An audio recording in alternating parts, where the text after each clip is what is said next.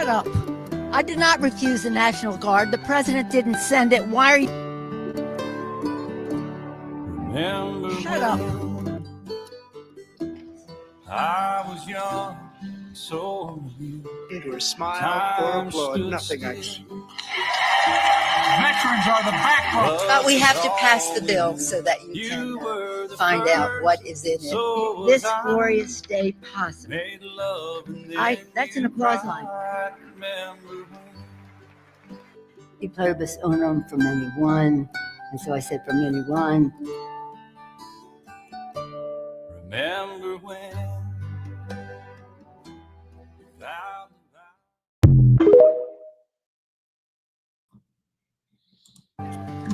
Good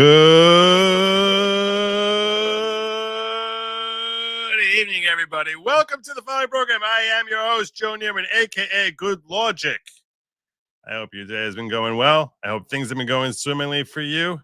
This was a weird, unusual day for the GOP. A couple of probably what people would describe as being hits. We'll see. I had a little bit of a minor back and forth with a pretty popular MAGA social media guy, disagreeing with him about one of the main stories I plan on covering. But I mean, nothing serious. It was nothing. It was all calm. It was just like a difference of perspective as to like what's the way that we should be approaching and looking at this particular incident. But what we have covering today is the GOP war. That is where I had that dispute with the social media influencer. Also questions as to whether or not the DOJ had a fatal fumble with respect to how they handled the Comey indictment. I also plan on covering Jasmine Crockett and how she utterly humiliated herself because she's Jasmine Crockett. And, of course, Hakeem Jeffries facing a grilling from Caitlin Collins at CNN, of all people. Yeah, that's right. So we're going to break all that down for you. And because it's Wednesday and apparently it's the law, I have no choice but to bring into you over here Sin. So it's community service. It's like you're a battered wife or something. Like, oh my God. What's going on, Joe? How's your day been, man? Thank God. I am great. I am really, really good. How have you been? Man, I can't complain. I really can't. Life's been fantastic in my neck of the woods. We got monetized. We're doing really, really good on the channel. And, I get to come here every Wednesday and hang out with a very intelligent chat and a decent host. No. Well, I'll tell you, like, I have been feeling a little bit on edge, and he actually commented to me right before he came on because like a true professional, he'll show up a full 30 seconds before we're supposed to go live. Right. and he's like, your mood doesn't seem right, Joe. Something with your mood doesn't seem right. And I didn't really think about it, but I am kind of a little bit on edge because Nate the lawyer was under the knife for what they said was supposed to be like a 12-hour surgery. He posted out that's going to be 6 to 10 hours. And I have not yet heard any word as to how that went. He was supposed to go into the knife at 7:30 this morning. That's what it was scheduled for. I don't know. You're familiar with the story with Nate the lawyer, right? Yeah, I've been following it. Yeah. So those of you who may not be familiar, he is a friend of mine, YouTube content creator who is far more popular than I am, and rightfully so. And he was diagnosed with a brain tumor, which they're seeking to remove today. And it's a pretty hefty size thing. Yeah. I saw the x-ray, man. Thoughts and prayers for sure. Yeah. I don't know anything else to do, There's nothing else to say. There's really other than thoughts and prayers. I mean, there's nothing. We're not the ones, scrubbing for surgery. So what are we going to say? He wouldn't want me to anyway. Right.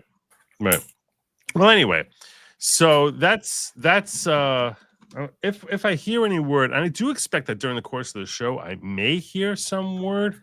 I actually reached out to Uncivil Law. Uncivil lives like 15 minutes away from him. So, and is very close friends with him. And he basically, I texted him just a half hour ago asking if he had any update on Nate, and he said he's hoping to have news very soon. He'll be posting it on X. So as soon as that comes out, probably someone in the chat will mention to me something about it, and I'll try to share that with everyone as like, you know, whatever it is that comes out. But like, I don't expect to have any inside information on Nate the lawyer that's going to pop up. I don't have it now, and I don't expect it to pop up during the course of the show. Now, I normally try to put a goal up, and there's a whole bunch of stories. It's kind of funny. One more thing I'll share with you. A whole bunch of stories that Jim tells you shared with me. I didn't even look at his email before you good there? Over there, brother? Yeah. Okay. I'm great. Okay, no. I just hear all this clacking and stuff. I was like, I don't know what's happening. Someone's like, I was unloading something that sits beside me. The 3D artist was like sort of just painting your wall or something. So so he sent me all these different topics that I didn't even look at his email. And one of them being, you know, Boasberg going completely rogue on SCOTUS, and a couple of other topics, which I looked at what's there. There's probably an hour's worth of material there. And that's what I'm going to put in the goal. That's what I'm going to put. If we hit our goal, I'll cover what he asked me to cover also. So that's probably like a half hour to an hour worth of material at least. So that's going to be our goal, which is our normal goal here of, if I can get this thing. See, that didn't work. Ugh. It didn't. I hate when the goal doesn't take. Look, I'm just going to tell you, your mood is a little off, and Nate would want you to No, it's not. No matter what. No, so, my mood is. Let's rally the troops. I'm a Let's professional. Get the goal in. I'm a professional. Okay, Yeah, my mood is perfect. I don't need to hear that. That's not cool. My mood is fine. Oh man, let's get the goal in. We'll cover, if we hit the goal tonight, we'll cover what Jim would like us to cover, which is normally fantastic stuff. I get an email from him every day worth of topics, and I go, how in the world does he? I don't know how he gathers all that stuff. I really don't. It is meticulous the way he does it. So. Yeah, sometimes when I try posting the goal up there, it doesn't really take so well. I don't know why. It's like I have to hit the button, they say error occurred, and I have to like refresh the whole thing, and that's basically what's happening to me, which is why I usually will do this right before I go live. If you're wondering why I don't do it when I set up the stream, it's not because of laziness. It's because the timer will start from the time that I set the goal, and I don't want that timer to run before I hit the 2-hour mark. So that's why it does that. That's why it does that. And they keep telling me an error occurred, and it's very aggravating to me. It's very frustrating. Yeah, the goal thing is very odd to me, the way it does it. I don't know, does it allow you to do just a flat monetary goal, or do you have to hit so many? No. See, I wish they would do that, because we hit our goal the other night, but I did it because we split up, you know, like people gave $20 super chats and all that stuff. So yeah, it's a little bit, look, it's a nice thing to have up there, because I think it does. It's fun. Yeah, it gives something like, oh, are we going to hit it? It gives something to like for the chatters to watch. I like it, and I think that it definitely is good for stimulating conversation. I just am frustrated with the functionality of it sometimes, you know? For sure. So I don't even know what the hell. I keep having to refresh that thing to try and hit, you know, start goal. And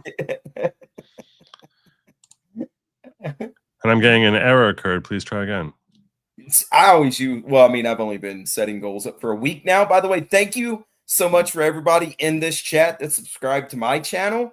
I really do appreciate it, because I've only been doing it a week, but I use my phone.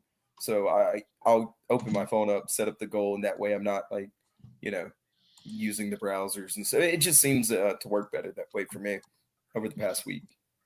Yeah. Well, I'll tell you that I want to start off, and maybe we'll start off with Cory Mills. Sounds good. Yeah. Do you know anything about Cory Mills? No, actually, I don't. It's one of the few topics I have zero input on. So yeah. Well, Cory Mills is a member of the House GOP. Mhm. He's from Florida. He's from Florida's 7th district. Got you. Which you got to figure that's a pretty safe district. I would think so. In general, like Florida is pretty red, right? Pretty safe district. For the most part, yeah. So Cory Mills, there's been all sorts of talk about censuring him for a while now. That's been an ongoing thing. The idea of, that the GOP and everyone should be censuring him because of different issues, which we're about to get into right now. Why should Cory Mills be censured?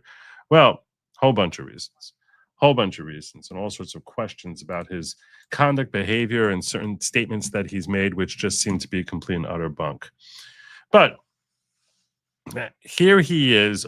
He is talking about the notion of being censured. This is back from September. He put out this video. Okay. And actually, what he said was, I'll share it with you this way. What he said was,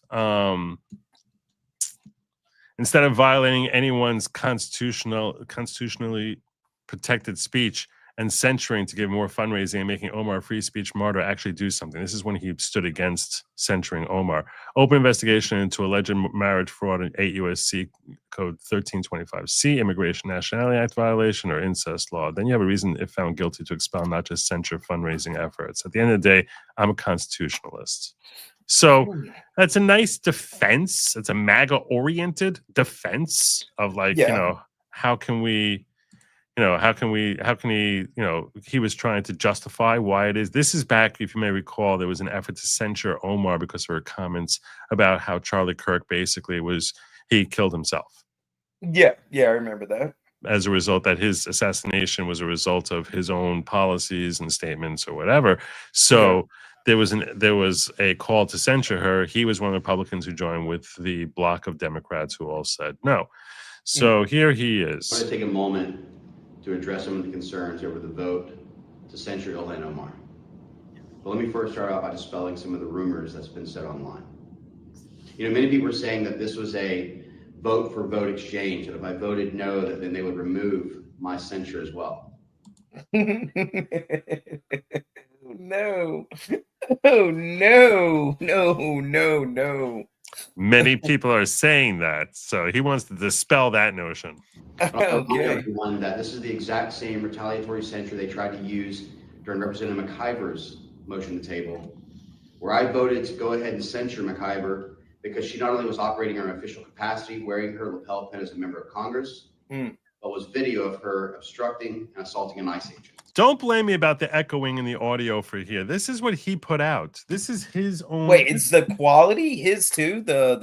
That's his film through a potato chip? Yeah, this is not on me. I see people talking about me having, basically, well, let's not talk about bad internet today, okay? I'm gonna feel very attacked. All right. No, like they're saying basically I have, the tech skills of their dead great uncle. And what I'm saying is not your tech skills, really. This is not on me. This is not on me. This is there's nothing I can do about this. Nice.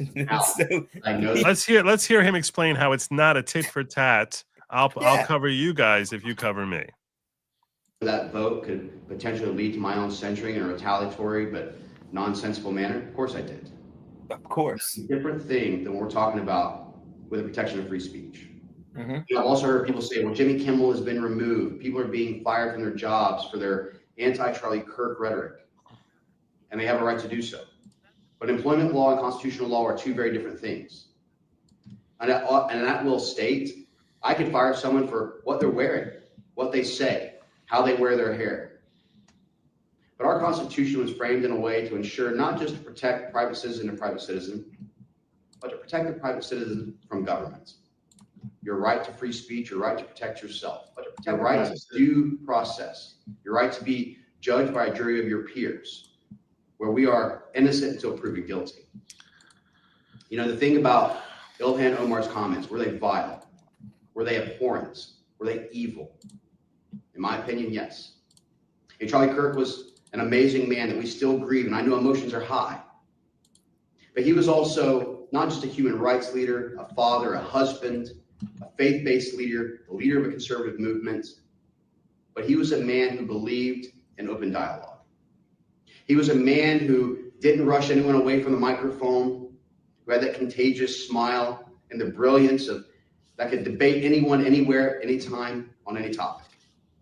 You know, there was times when people would come to the mic and they would be swearing at him. All right. So he's sitting here now basically saying, I'm a huge Charlie Kirk fan, and I think what you said was vile, and I'm filming this and uploading it from a phone that's going to take an hour and a half on dial-up.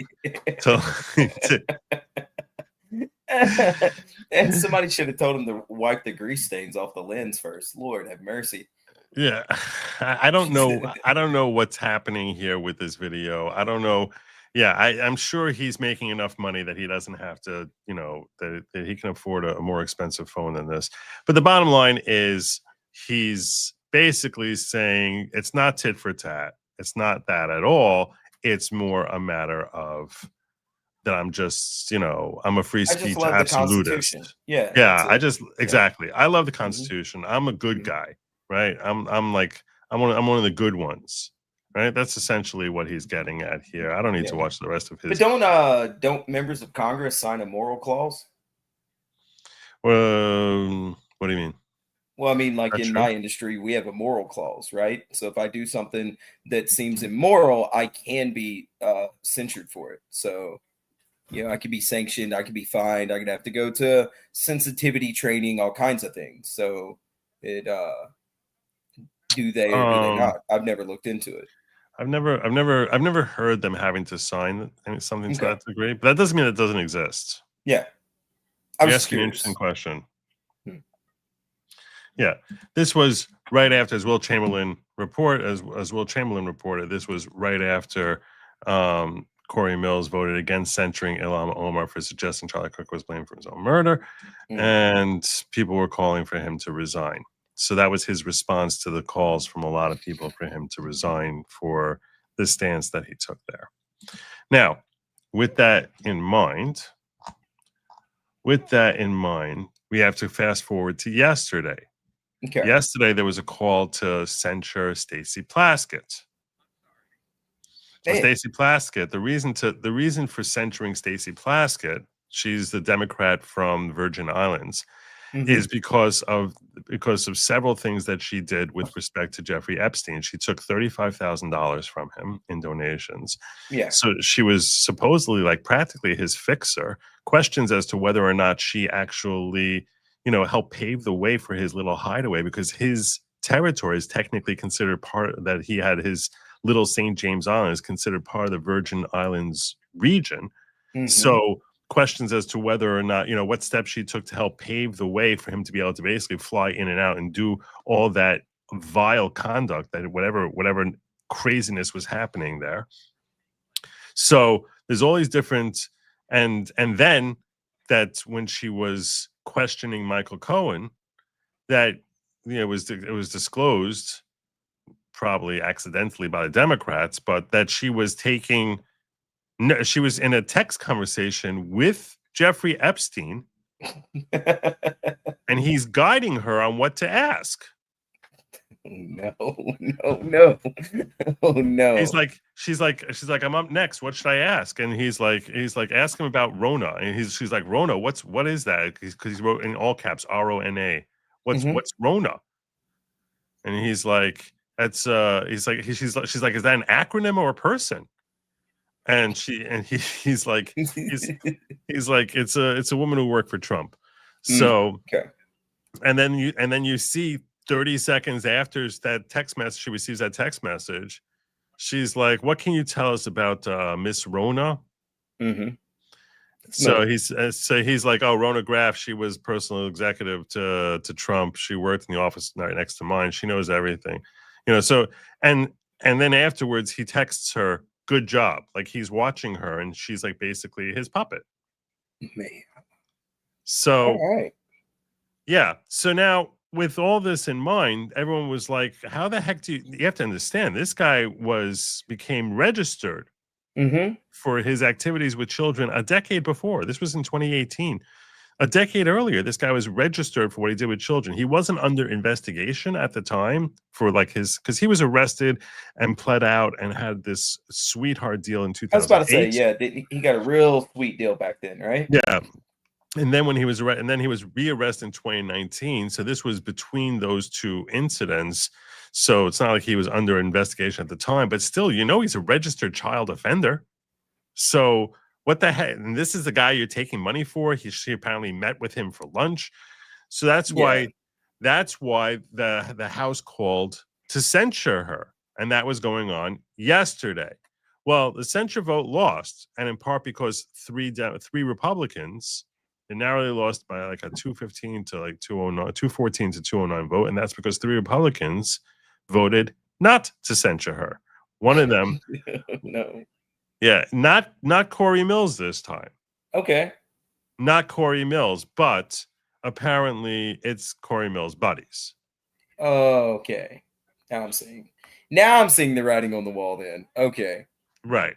So he can't be caught in the tit for tat again. So we're thinking that he said, hey, let me get my buddies to do this because I've already been caught in this. And but I already took that, all this flack, so let me get my friends to go vote against it, and they'll take some flack, and they're not in the crosshairs, and they can just come up with whatever stupid reasons they want to have to not censure her, and that's essentially how they're working to try and say the Democrats, don't worry, we're not going to censure you guys, you don't censure us. And the fact that Epstein had that much power and influence after he had already been a registered sex offender is astonishing to me. Yeah. It is baffling. Well, money talks, I guess. And the key to a censure is that you're moved from committees, and Stacey Plasket's on a whole bunch of committees. Mm-hmm. She's, I think, even the chairman of one of them. Like she's the minority leader in one of them. She's got like prestigious titles, which she would lose if she was censured. Well, anyhow. I mean, it's not like you're removed from the House. You can still serve in the House, but the committees, the committee privileges are stripped. I think it's only for this term. You can get it afterwards. You can come back next term. So, in other words, in 2027, you can come back in. But because I know Adam Schiff was censured, and he ended up becoming the head of the Judiciary Committee later on. So, I think it's just till the end of the term you're considered censured. So, which is a 2-year period. So that's how I understand the censuring process to work, and that's what they basically were saying. We want to get her out, and she's abusing her position. I mean, who the heck does this? How sick in the head do you have to be to go to a predator like this? Yeah, that's ridiculous. So, but like I said earlier, money talks, man, and some of these people have no morals when it comes to that checkbook. Yeah. Well, anyhow, today, Representative Nancy Mace said, you know what?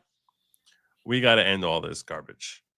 So every time there's a censure, we know there's going to be some defections from the GOP because they're worried about Cory Mills. So she decided to nip that in the bud. We are urging Speaker Johnson to strip Representative Cory Mills of his committee assignments. Representative Mills' record is tainted by allegations, because these are the issues they have with him, of stolen valor, domestic abuse, and arms deal with the U.S. government and foreign nations while serving in Congress. Oh, no, Cory, no. What are you doing? Well, that's why he was on the hot seat. All this Cory, has been swirling around him for several months, and he's been avoiding trying to get censured. And that's why he was in the hot seat. That's why that's almost certainly, I mean, that's my opinion and the opinion of countless millions of others. That was his motivation for not slamming home Ilhan Omar. And this is also, so now we basically couldn't get a censure on Omar or Plaskett because of this schmuck's swirling issues. Cory, no, buddy. No. This is not a man. Arms deals with the U.S. government and foreign nations while serving in Congress. Come on, man. What are you doing? And he sits on the House Armed Services Committee. Oh yeah, that's great. I'm so glad that he's sitting there. And the Committee on Foreign Affairs. Oh no. Yeah. He's one of ours. He's supposed to be on our team.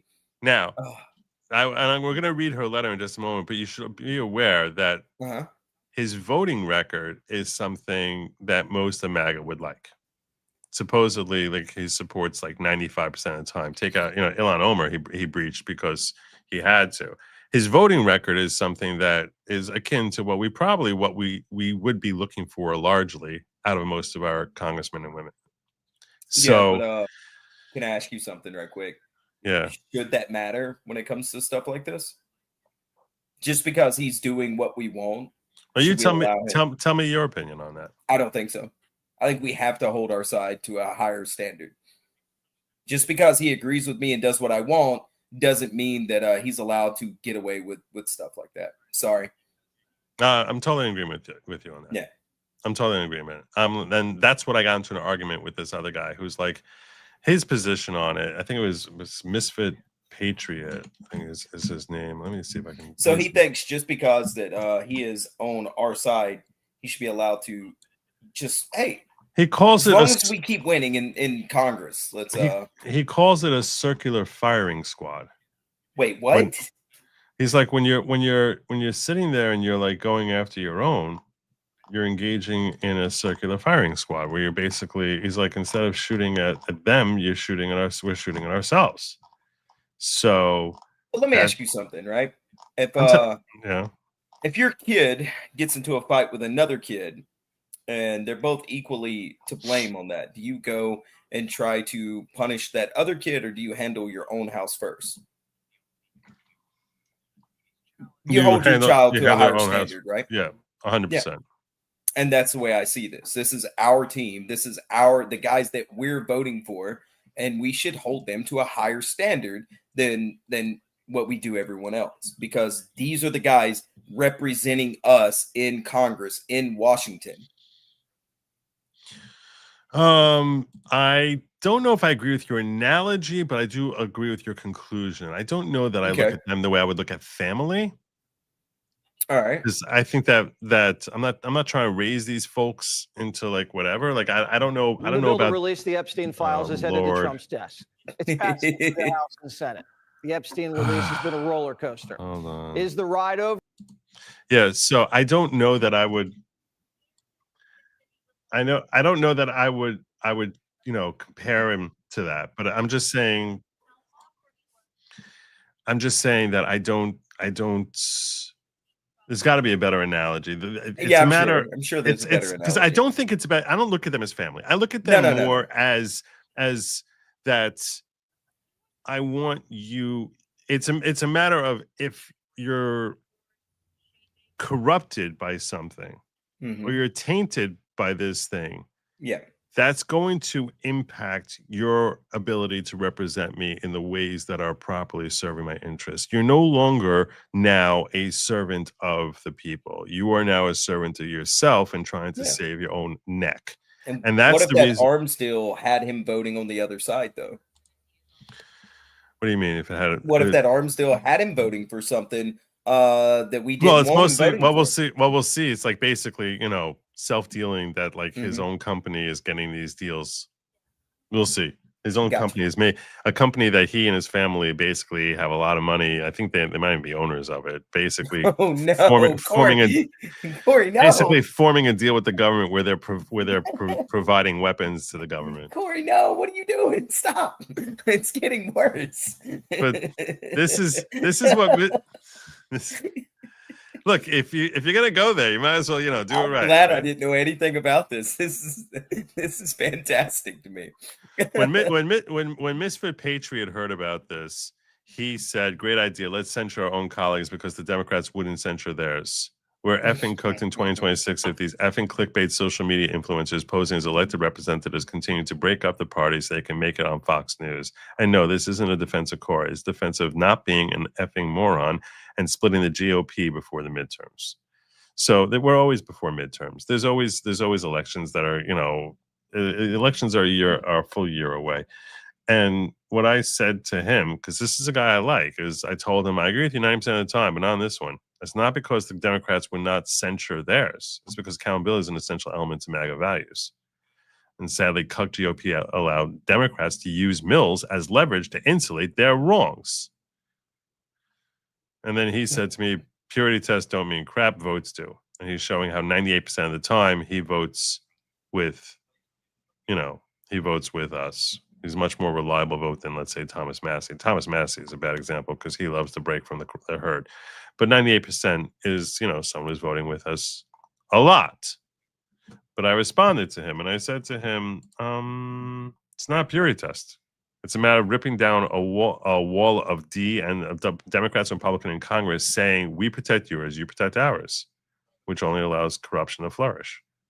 So, and that's my big concern. This is everything that MAGA was calling for throughout this whole time, that we don't care what side of the aisle you're on. We want people who are doing what they're supposed to be doing in those powerful positions. Yeah. And when this guy is basically saying or orchestrating his friends, coordinating that we're not going to get a censure going because I'm worried about my own neck, that's something that we basically have to say, no, we can't stand with this because it's not, because then you protect, and we'll never go after them. So now basically we have two necks from the Democrats who have already been saved. And the next time some other Democrat has to get caught, we'll hear the same thing all over again. It's like basically what people describe with police, like the wall of blue, how they won't knock on their own.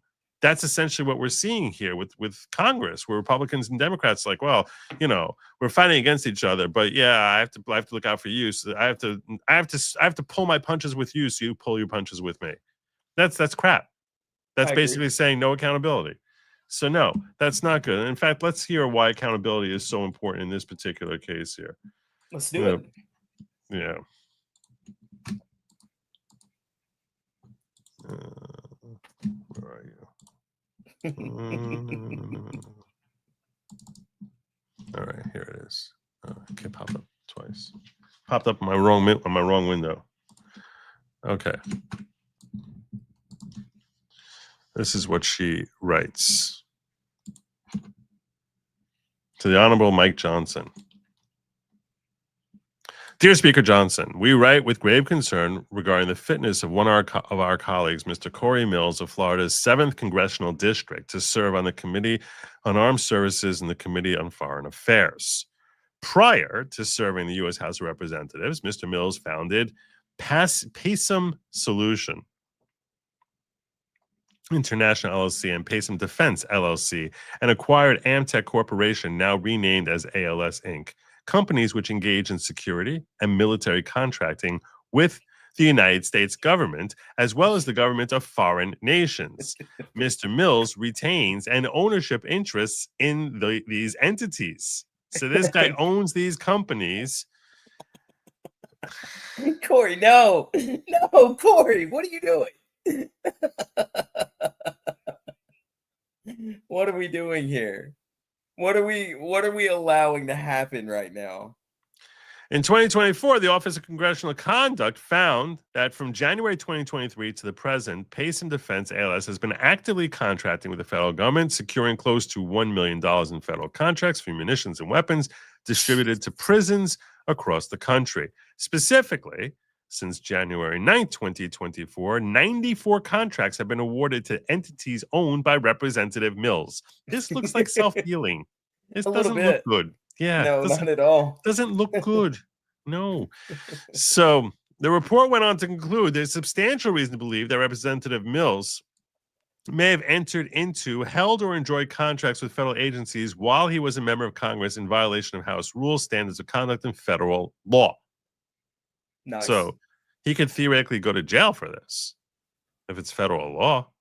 Yeah. The OCC report also noted, quote, according to its website, PASM Solutions is currently registered and or partnered with trusted local firms to work in the following countries: United States, Iraq, Afghanistan, Pakistan, UAE, Australia, Kenya, Malaysia, and Kuwait. Public reports also indicate Mr. Mills has either sought or entered into contracts to sell munitions to foreign nations, including Saudi Arabia, Ukraine, and Colombia. This represents a clear conflict of interest, given he serves on the Committee on Armed Services and Committee of Foreign Affairs. Mr. Mills has also, and this is just bubala. This is just the. Wait, what was that word you used? Bubala. The hell is that? You're just making words up now? It's a Yiddish word. Oh yeah, I don't speak Yiddish. I Well, barely speak English, so shame on shame on you for that. Mr. Mills has also faced credible accusations he misrepresented his military service. Wait, Stolen valor. what did he? Wait, how did he misrepresent his military service? Do we Mr. know? Mills claimed to have served in elite units such as the 75th Ranger Regiment. No, stop, Corey. No, Corey, stop it. Why? Why did everybody always does the 75th Ranger Regiment? Is that what it is? Why? No, Are there like yeah. a billion people in there? So that's why I don't really know.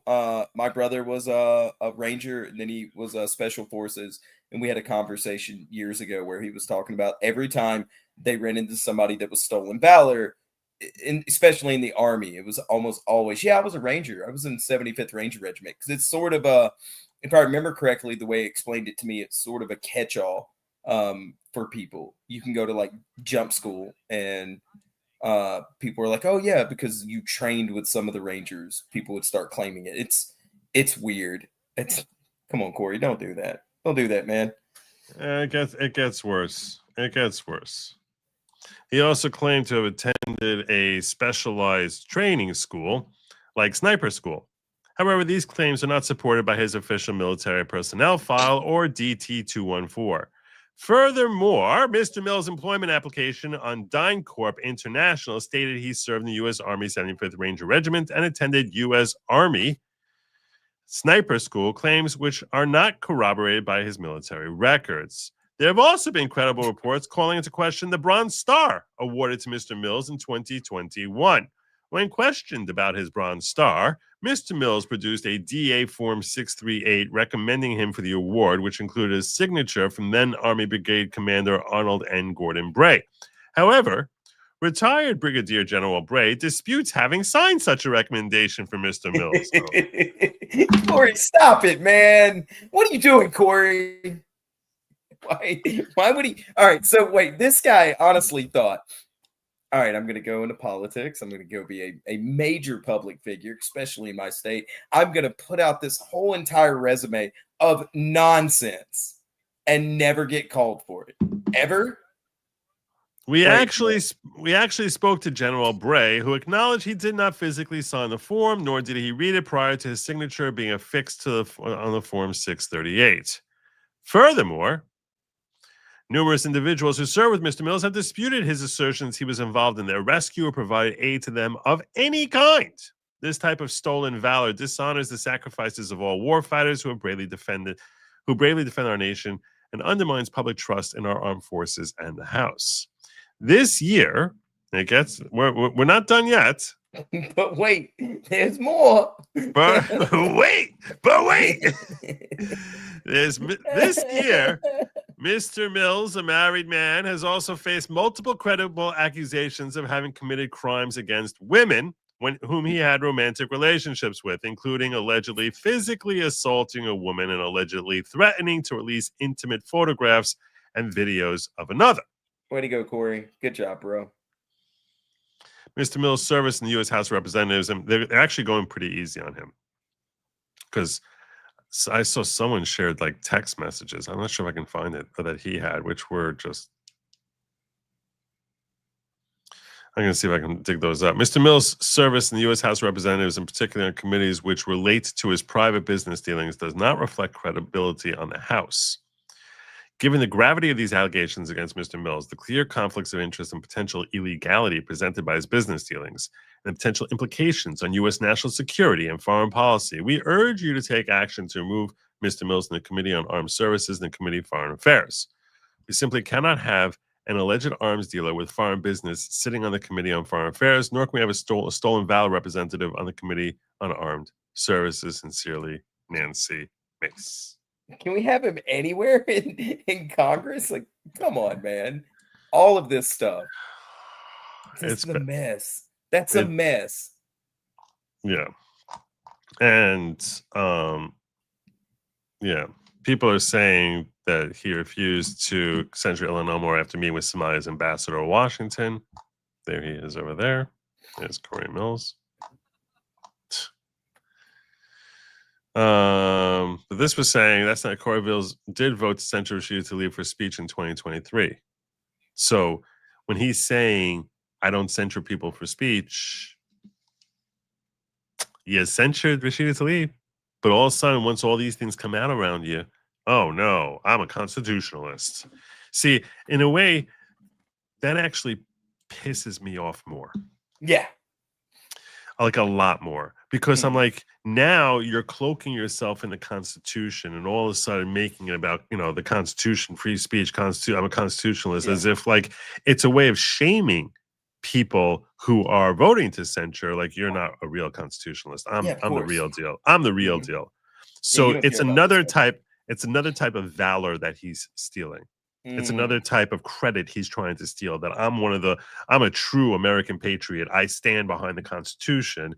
And that's the reason that I refuse to censure Ilhan Omar for her engaging in free speech, even though I hate her speech and I think it's detestable, but I stand for her free speech rights. Well, a year earlier, when you weren't under swirling investigations, you were willing to censure Rashida Tlaib for her speech. So what the hell is the difference now?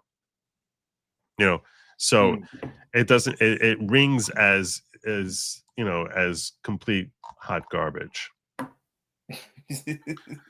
And folks are coming out and hitting him pretty hard. There's another person saying Cory Mills never stepped foot in Iraq at any.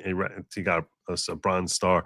Never stepped foot in Iraq at any time. He claimed he did and received the Bronze Star. Then it was no way he earned. Plus, he said he's in the past went to sniper school, which never did.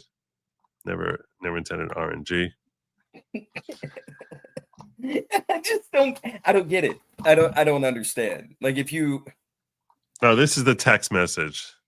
These texts alone should expel him from Congress. Based on available evidence from court records, news reports, and public discussions, these texts are real and were part of the documented evidence in a legal case against Mills. Oh. Let me enlarge. I'm going to embiggen so you can all see. One reason my computer is running like a little slow, and I don't know. Mine was acting crazy last night with Twitter and Discord. It was weird. So look at all these. Cory Mills, and this is him having this conversation. No, Cory, no, I've only read the first line. Cory, stop it. No. Yeah, I just saw something about Nate. Uncivil Law has been in touch with Nate's wife. So, and it was just somebody had posted that in the chat. You know me, I'm a man of the chat, and so I keep an eye on my friends down there while I'm up here with you. And so Uncivil Law had posted on Twitter something about he had been in touch with Nate's wife. So maybe there's more. If you would. Wow, I didn't even know about this. I just tried pulling this up. We'll come back to this freaky thing in a moment. All right. But I even noticed that this happened. Scam warning from Nate. This guy stole my MRI picture and claims that it's his own. Do not give any money to this fraud. I don't want my personal information, but I can provide the original if there's any doubt. Also, he uploaded his hours after I uploaded the original. Wow. What in the world? Why do people suck? Because the world is corrupt. Simple. Yeah. It's an easy way to get internet monies, man. This was the last picture that he sent out before he went in. Don't worry, we're not done with Cory Mills. We'll look at. I hope not, because I just read that first line. Cory, no. Sin was telling me he wants to do a live read with me of I know. You want to go back? I mean, I'll do it if you want to. I need a couple more super chats in the chat though. If I'm going to put on either Cory or the girl's voice. That's what I should have as the goal. 15. If we hit our goal, then we'll do a live read. We'll do a live read. A live read of Cory Mills chats.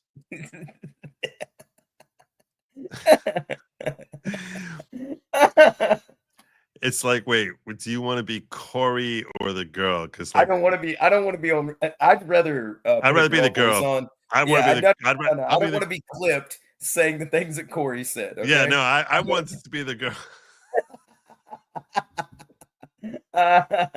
Sin's catching Joe's grifting disease.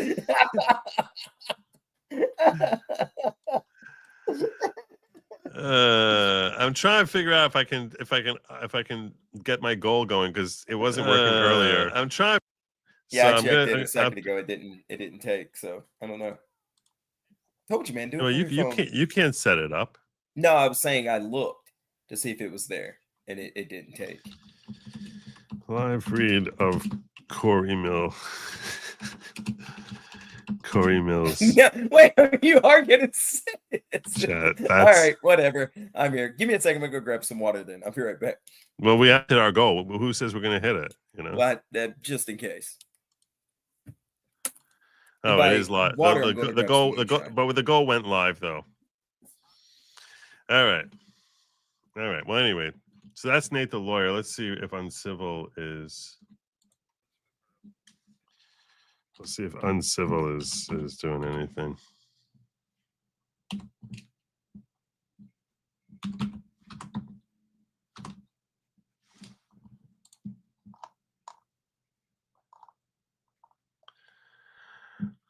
All right, there we go.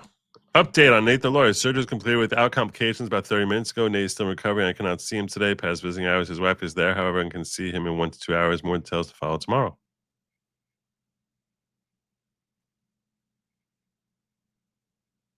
So, great job there.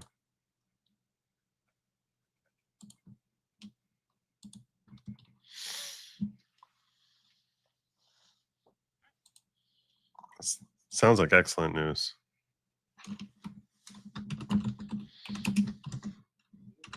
At least he made it out of surgery, so we're somewhere, right?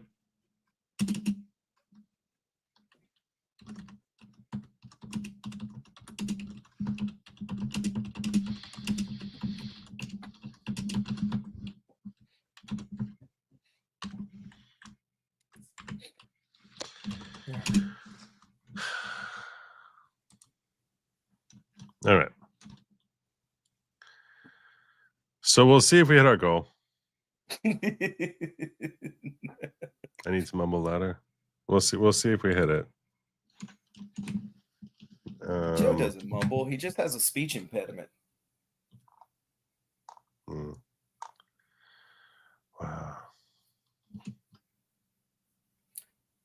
All right.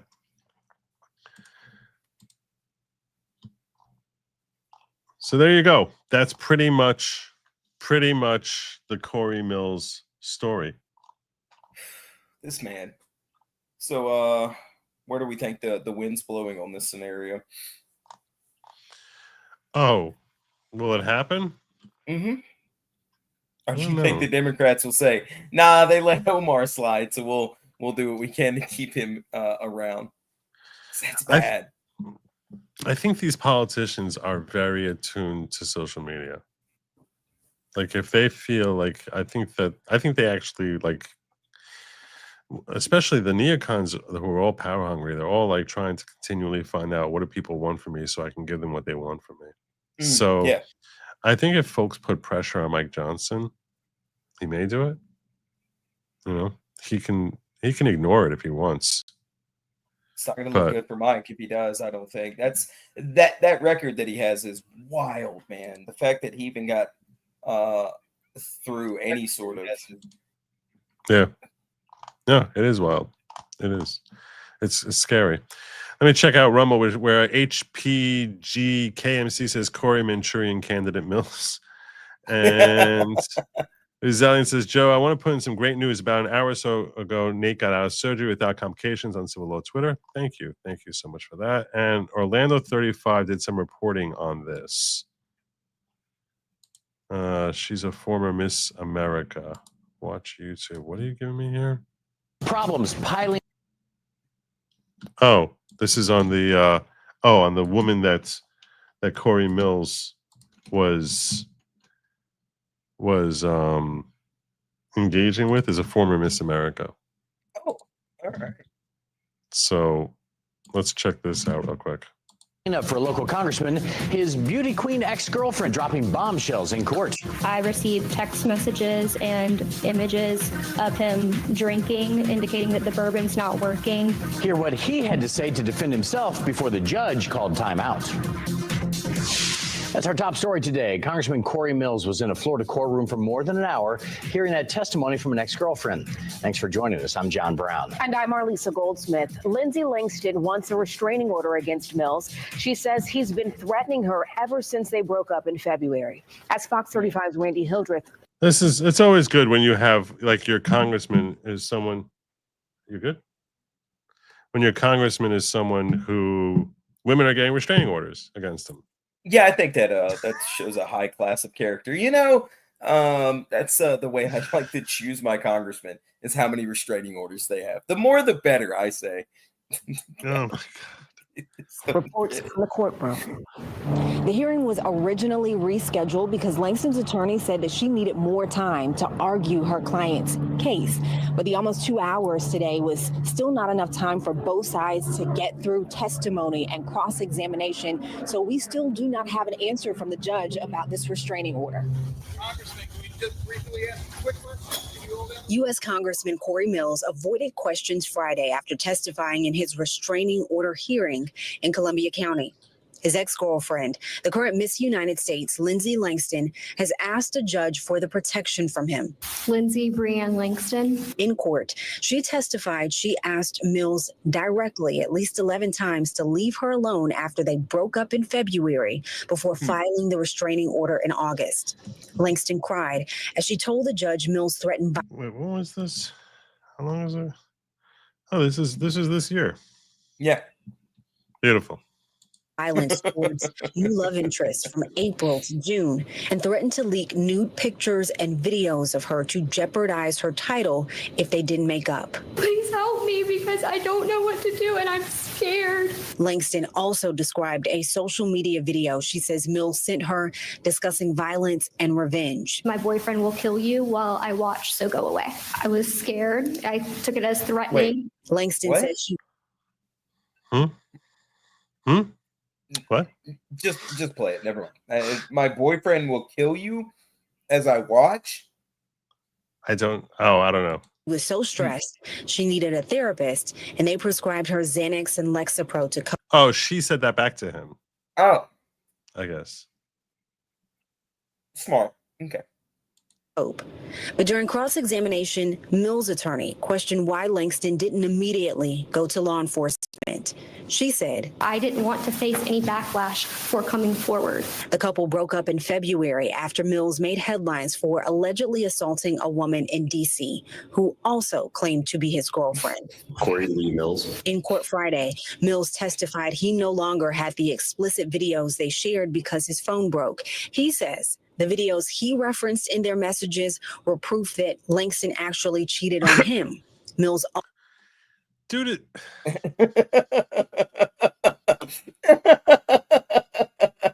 You okay? That's his defense? These are his defenses? That's not how iCloud works. Well, no, we did see his phone. We saw the video quality. He's obviously filming off a Motorola Razr. So this is true. You should say to her, honey, Maybe. don't worry. You're good. You're good. Don't worry. No one's going to know who it is. Oh, man. What are we doing? What are we doing with our politicians nowadays? Cory, stop it. Also chalked up the social media video he sent to Langston as a joke, not a threat. I saw this. I could literally hear Miss Langston's voice saying something like that, and kind of her more southern drawl, and I got a chuckle out of it and shared. So it was not in jest. The judge recessed the hearing before Langston's attorney could cross-examine Mills because they had gone over the allotted time. Both sides had until 4 p.m. today to reach out to the judge to schedule a new hearing. Reporting tonight, Randy Hildreth, Fox 35 News. So there you go. There you go. Yeah, I'll bring you back. Don't worry. So, yeah, I very much appreciate that was brought to me by Rosellian. Thank you. Now I want more on this. Now I want more on this story. There's way more out there about this guy. There is. Stolen valor, arms dealing, abuse of a girlfriend, like threatening to release photos of her. I mean, so that would be revenge prawn or whatever. So, Cory, what do you? Yeah. I think that we're okay with letting this one go, and I think so. Yeah, I feel good about it. Confidence that we'll be okay in replacing him. It's Florida. We'll be okay.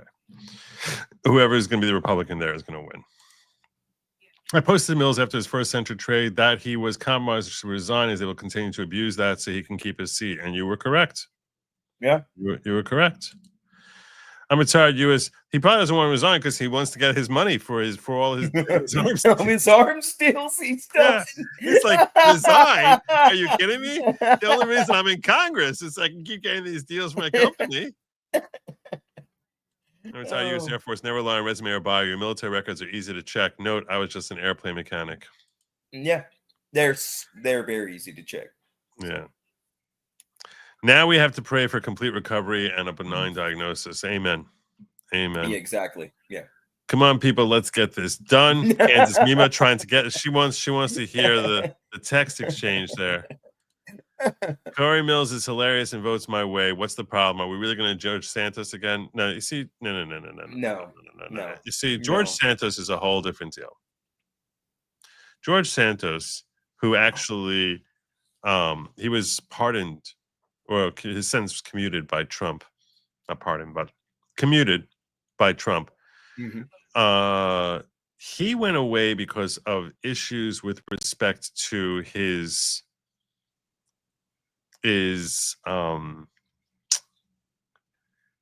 the way he dealt financially with some of the people who worked with him.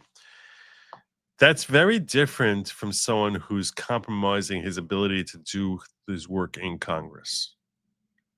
I'm not trying to give him a pass. Quite the contrary. I spoke with him on an X space after he was out. So like the day after he was out, he came out, or a couple of days after he was released. So he was on X space, and there was a whole bunch of folks who became friends with him on X, myself included.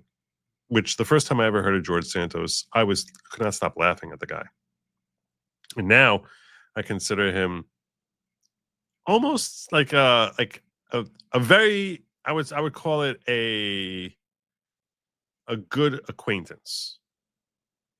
Someone who I would we've talked about grabbing a dinner together and hanging out for a night, but like it hasn't happened yet. Mm-hmm. So, and that's through X spaces that I started, I'll be interacting with him. He loves he will bring me up and make me a co-host when he's hosting a space because he loves my take on things, which makes me that much sadder that he's not still in Congress because I feel like I'd be able to influence, a congressman there. That's pretty cool. Yeah, they're missing out on the they're missing out on the Good Lawgic perspective in Congress. It would only enhance and enrich the product. Yeah, so, I agree. I completely agree. So sadly, he doesn't have that role anymore. But when I was listening to him, he was talking about how difficult it was, how grateful he was to Trump for commuting his sentence, how he spent not 80% of his time in solitary, partially for his own safety, but like that how desperately empty and lonely it was. How he did not hold any grudge against anyone who, whatever, that if anything, he accepted full responsibility for everything he did and said that he deserved to go to jail. He thought his sentence was unfairly long when it was. If you look at what other people who committed similar crimes got, he got 7 years for financial crimes that were relatively small financial crimes. It wasn't millions of dollars. It was, tens of thousands. And he got 7 years, whereas other people get like a year and a half. So I felt like, but he was talking about how he really wants to be a better person. And he seemed very sincere. So perhaps there was a rehabilitation element there, which came in. But so that's assuming he wasn't censured, assuming he didn't go to jail, right? Let's assume he was still in the House. he's not compromised as far as the nature of the work he can perform. It's a him versus this individual type of thing. But when the guy is self-dealing himself financial contracts, or it looks that way, I shouldn't say that he is potentially breaking the law. In your opinion, right? Well, I don't know. I don't know enough about the facts. You know what I'm saying? But when he's potentially self-dealing, now it's affecting the nature of his role in Congress. That's a whole different animal than someone who ripped people off. You know what I'm saying? Yeah, I see where you're coming from. Because sure. I want a congressman who's able to do the job, is not be compromised by his own personal interest. And if this person over here stiffs someone out of $80,000, let's say, right? So is that affecting any vote he's going to take, any steps he's going to take in Congress? No. But we see with Cory Mills that because all these things are hanging over him, it's affecting what's happening in the House. So now I look at it like you're now a problem. Like your personal issues are a problem. Besides the fact that I also think that financial crimes are not quite as bad as some married dude stalking multiple women. I mean, that's and the stolen valor. It's just like everything here is just, there's so many things that it's just like, yeah, it's a laundry list of bad ideas that Cory keeps committing, and now we've got to. The problem is that if we don't do something ourselves, he very well could be primaried by a Democrat in Florida, 7th district. It'd be difficult, but it would be more likely because you're saying he could lose an election, not be primaried. Yeah, exactly. Yeah, 100%. Yeah, no, and why should we not assume we can find someone, every bit as good on the voting record who's not compromised? I guarantee you we can find somebody less compromised and just as good on the voting record. Because my brain goes to, where is he? What has he been compromised on that he's not voted on? Just because he's done 95%, what has he voted 98. On that 5%, or 98%? What has he voted on that 2%? Well, the 2% is probably the censures. It's probably the censures. So, so you get what I'm saying. So, yeah, no, Cory's got to figure it out. I think we have to do it. I'm sorry, we just have to. Yeah, that guy's crazy. He's wild. He seems like he's a little bit out of control. Like it feels like when you just see all this stuff around him, like his personal life is probably, I picture him having 4 different phones and living like he's like some Diddy life. He's some Diddy life type of congressman. You know what I'm saying? And Diddy was producing music, like he was performing, he was doing all this stuff, but I'm really picturing a guy here who's just a major player who's, he's I'm picturing pretty much tons of baby oil and sweater vests for some reason. I don't know. That's just what I'm. That's what's in my head. The House voted 310 to 103 to send Nancy Mace's rebuke of Cory Mills to the Ethics Committee today. All right. Yes. So that is that, which is not a surprise. Okay. It's not a surprise that there would be a lot of Republicans who would be on his side, and that the Democrats would all, and there's enough Republicans who are going after him with Nancy Mace that the Democrats are all going to be like, yeah, let's go get the pitchforks out for Cory Mills. Mm-hmm. So, yeah, this is and the other point I'll make is this is pretty much the accountability that we in MAGA have been screaming about.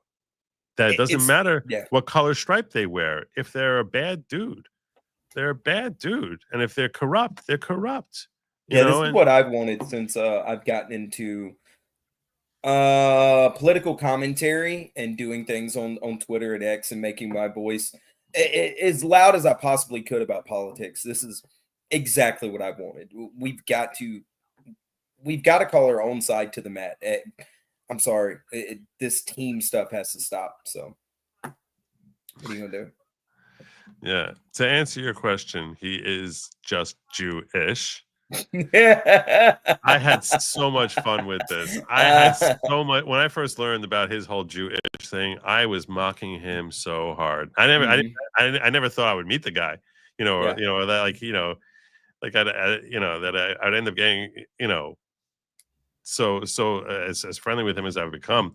But I mean, yeah, his voting record was great, George Santos. I do find it weird that or odd that you see financial crimes as less of a thing than other crimes. I'm just throwing that little tidbit out there for a second. Just tossing that out there. I'm not saying nothing.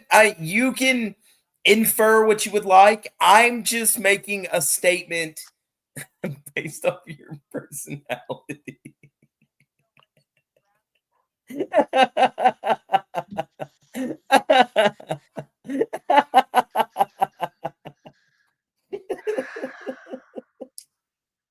What's our next topic?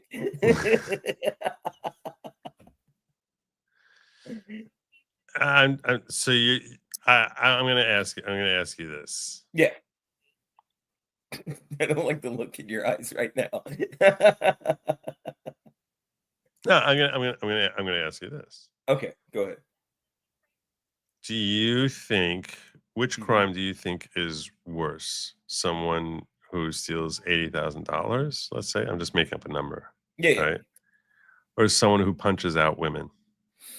Ooh, in all honesty, I think both of them are equal in my eyes. I think one feels more morally egregious, but until you know where that 80,000 came from, that's where I have a problem. Because what if that 80,000 came from my grandmother who was living alone on a fixed income and that was her life savings? Right. That's that's the way I see it. But yeah, no, I get your point. The financial crime, there's not a victim in front of you to look at and go, oh, so I sort of look at the physical abuse, someone who's physically abusive, as someone who is a danger to society. Okay. Who is just like a time bomb there's no personal gain there when you're doing it, right? I mean, there is a sense of control, a fleeting sense of control for a minute, but that's just a time bomb who'll go off whenever the heck he wants, as opposed to someone who finds himself he finds himself in a financial situation and he basically, I'm not trying to justify thievery at all. No, I know you're not. Yeah. But I'm saying is it's something that it's like, okay, we are all consumers in this, and I'm using the term consumer, meaning that like not as purchasers, but we're people who we continually need to consume to live, right? Oh, the chat.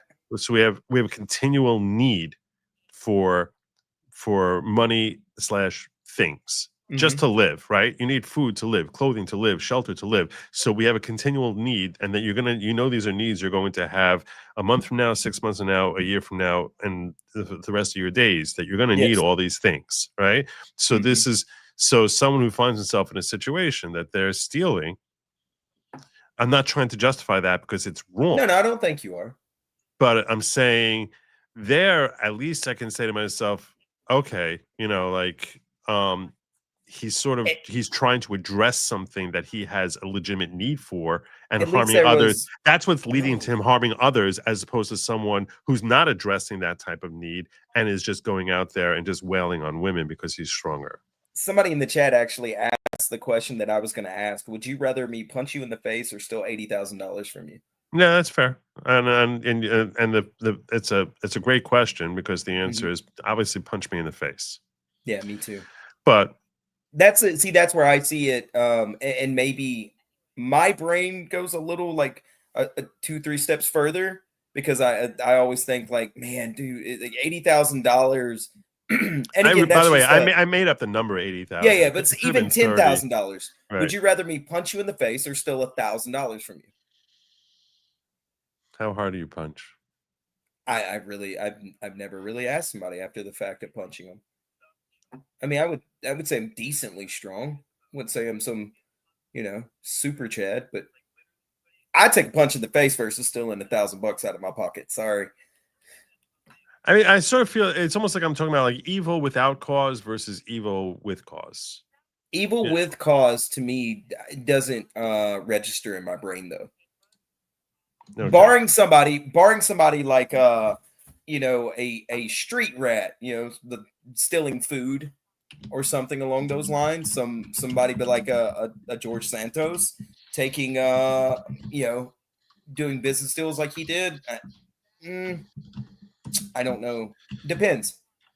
I can see a varying degree in this, but also I would rather be punched in the face. Anything $500 or more, I'd prefer just a quick. I'll also point out, by the way, that this guy's a thief. He stole valor instead of stealing money, and arguably Also, stealing. Yeah. I would say, let me put it out like this: Cory Mills is 100% a worse person than Santos based off the public record. There's no ifs, ands, or buts about that, because this guy is, I guarantee you, he's stealing money somewhere. And so I'm going to have, the question I have is masochist hour. I think that's an interesting question. So, I'm not giving them the depends option because then everyone just click that. So is there a moral difference between thief and abuser? And I have thief is worse, abuser is worse, or morally equivalent? And that's the poll. And you can answer that in the ghetto as well. Yeah, see, I would have just done a simpler poll and said, would you rather get punched in the face or have $1,000 stolen from you? But yeah, no, I get it. There's to me, there's a moral equivalency, because you never know what that $1,000 or $80,000 means to that person that it was taken from. They could literally starve to death, freeze to death, have to go to prison, or now the other thing is it becomes the reason it's not a fair thing is because when you're a guy and you're, let's say, in a fight club type of scenario with another guy, right? That's not at all the same as someone who's being physically abused. No, I get that. Yeah.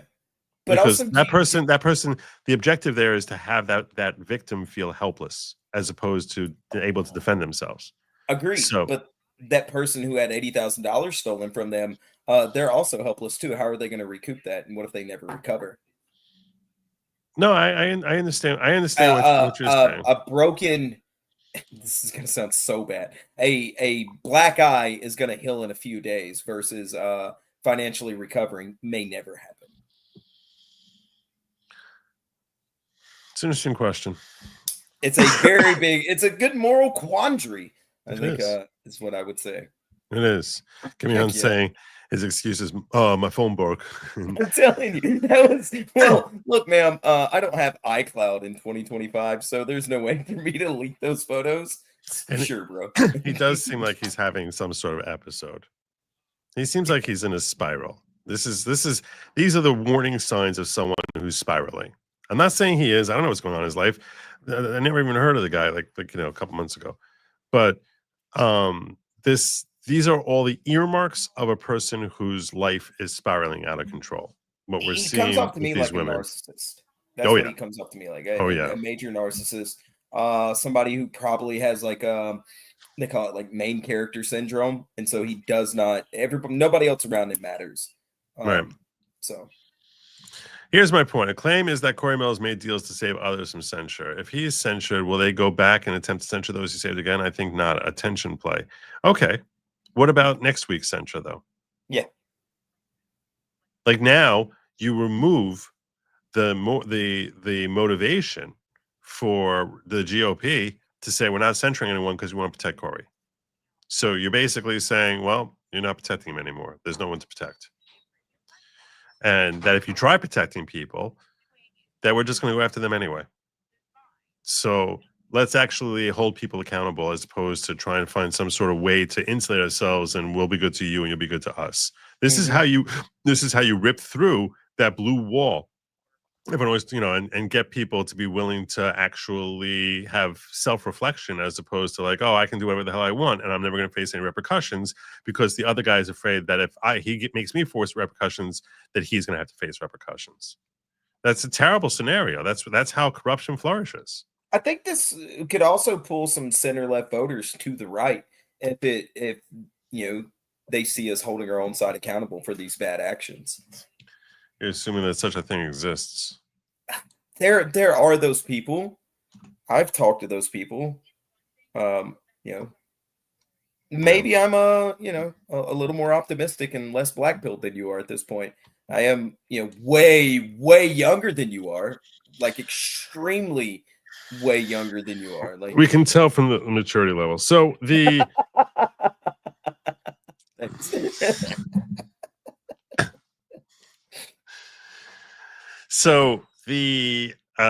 speaking of a lack of accountability. Okay. Let's talk about the Comey situation. Let's do it.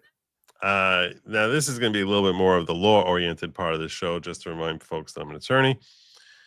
This is not my area of specialty, but still, I can understand enough about what's happening here to give you a little bit more of the lay of the land as to exactly what happened. You may have read some news reports about what happened, that there was some sort of incident with respect to the DOJ's failure to present their indictment to the grand jury. It's all over X today.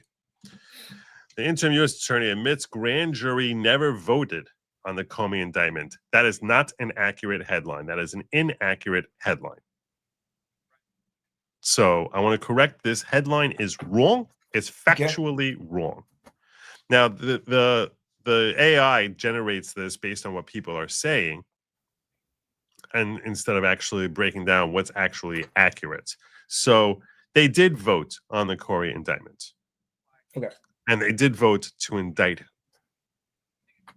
But if we read further, it's 2 indictments. Initially, I'll just clarify before we get through any further so I can nip in the bud this headline, which is completely wrong. The DOJ presented 3 potential charges. The grand jury came back and said, so they gave him a form. They said, hey, give him sign off on this. Then the grand jury deliberated, came back and said, we think that that we're going to drop charges on him for 2 of them and not the 3rd one. So that was a vote that the grand jury took and said, we're not going to hit him on A, but we'll hit him on B and C. So now they voted to indict him on that. The DOJ's office then resubmitted and basically prepared a new form which has only those 2 charges which they were convicted on and had the jury 4-person sign off. So it was a different physical papers. The charges were presumably exactly the same word for word. Everything about it was exactly the same. But the rest of the grand jury didn't sign off on it, that they didn't see those papers. It was done with just the 4-person of the grand jury. So basically the 4-person saying this is what we voted on. They come back and now they're getting presented to a judge for a judge to sign off on it and for the indictment charges to be processed through. So that's what the judge got, this newly signed one. So the ones that the judge signed is not the actual form papers that the grand jury reviewed when they were deliberating, but the charges and all the information in there is accurate. See what I'm saying? Okay. It's anyhow. So during a federal court hearing in Alexandria, Virginia on Wednesday, Halligan testified that after the grand jury rejected 1 count, she revised the indictment by removing it and secured signatures from the 4-person and 1 juror, bypassing a full panel review. Prosecutors call this a routine step, but Comey's lawyers argue it means there's no indictment, especially with an expired statute of limitations. The case stems from allegations Comey made false statements and obstructed Congress regarding the FBI's Crossfire Hurricane probe into Trump's Russia ties and claims of political retribution following Trump's public calls for prosecution. Judge Nachmanoff ordered a DOJ response and expressed concern over withheld documents with no ruling yet and trial set for January. So the question is this a fatal flaw? This is really like a technical thing. The left is going nuts over this. Former White House attorney Ty Cobb, which that is not a name any person should ever be given because that guy was a crazy racist, just said that Pam Bondi and Lindsay Halligan should be disbarred. This is what they're all screaming about here. Disbar! This is an indictment, though, that doesn't really have to be dismissed. It doesn't really exist. It was never properly returned. So I think this is... That's like saying the pardons don't count because they were signed by AutoPen. I can't even. I didn't even hear what he said. I can't stop looking at the guy's mustache. I just can't. I can't take this guy seriously. How does he put on the weight right before Christmas? Honestly, it's nice. Ozempic Santa right now is baffling to me.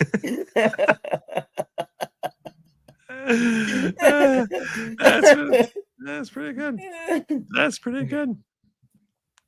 What we heard today, shocking, never occurred before in American jurisprudence. What the hell are you even babbling about? Exactly. This is like a technical procedural issue. I think it will be dispositive.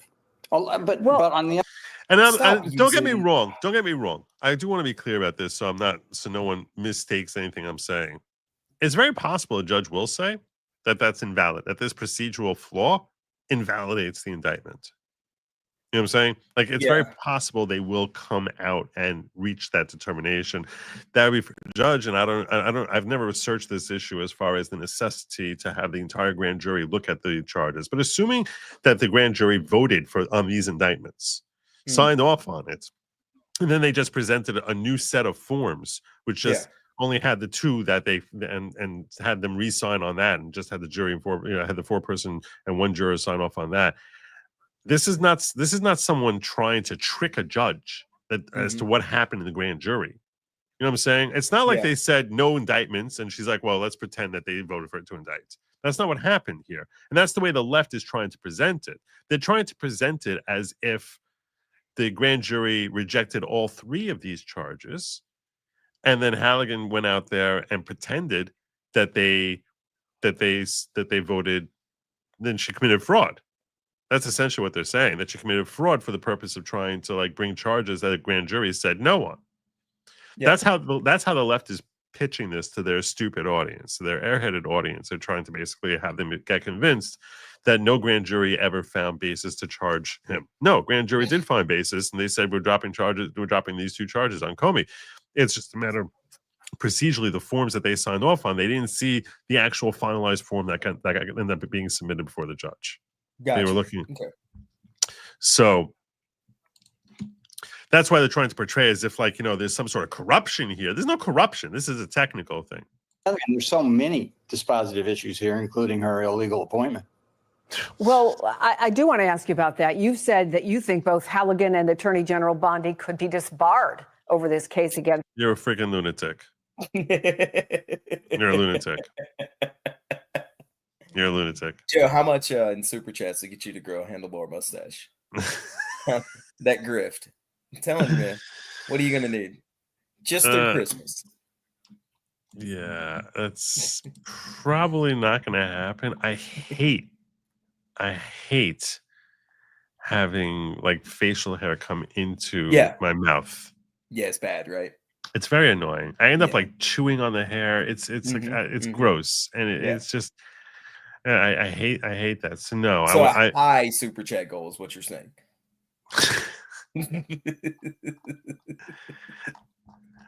No, seriously. For me to grow something like that, I need like $5,000. Good gosh. To go through that ain't cheap. Yeah. To grow a handlebar mustache, I would need $5,000. I'm not even sure if I could. I'll throw 100 on it. I'm not even sure if I could. But Hands One Pack says Mills is a player, wife with 2 girlfriends. I was trying to see what where the poll was at. So interesting. It's very close. Very close. So far, it's really, really neck and neck between abuser is worse and morally equivalent. Yeah. But it's not like there's only 7% would say thief is worse. No, thief is definitely not worse. I think if anything, it's morally equivalent is the way I see it. Mm-hmm. Worcestershire says, as a domestic abuse survivor for decades whose experienced fraud against me, resulting in bankruptcy and a high level physical violence, the PTSD of the violence never heals. It's much worse. So there you go. That guy's Colonel Sanders' illegitimate son. The update on Nate is he's out of surgery and he's sleeping. So that's the update on Nate. Those of you who joined late. Comey, and that was before we learned what happened today in court. It also raises questions for me that if you're going to use Lindsay Halligan in this manner, the fact that she has no experience, is anyone overseeing that work to make sure that problems don't arise? But what do you think now? I don't think that Halligan's the one who's going before the grand jury. It's unlikely that she is. Yeah. It's part of this stupidity here, but. Well, I do think that both Halligan and Bondi should be disbarred. Bondi has twice submitted affirmations to this court about the propriety of Lindsay Halligan's grand jury presentation. She knew this. There's no way she could not have known this, and that's just means. What are you talking about? I know. Why were you saying she knew what happened procedurally with the papers? Like, this is the stupidest thing in the world. That she lied, or that she's equally incompetent, but more likely that she lied. If she watched the grand jury presentation, she wouldn't know exactly. And she said that's what she's commenting on. She's not lying about what happened with papers afterwards. Mm-hmm. But these idiots, they have Trump derangement syndrome. So I will say this. I don't think he's going to end up being convicted of these charges. Oh, really? I don't think it's going to end up happening. Mm. I think this case is DOA. I mean, look, I'll be following it. What do you mean? What? It's not sexy enough. Oh. To put away such a high-powered politician. That sounds so terrible, but I get what you're saying. Yeah. Yeah. So, but the left is having a field day with this, and they're all expecting that there's going to be all these repercussions. And if there aren't, it's because, everything is corrupt. But it's ridiculous to think there's repercussions against Halligan, much less Bondi. And trust me, I'm far from being a Pam Bondi fan, but this has nothing to do with her. Mm.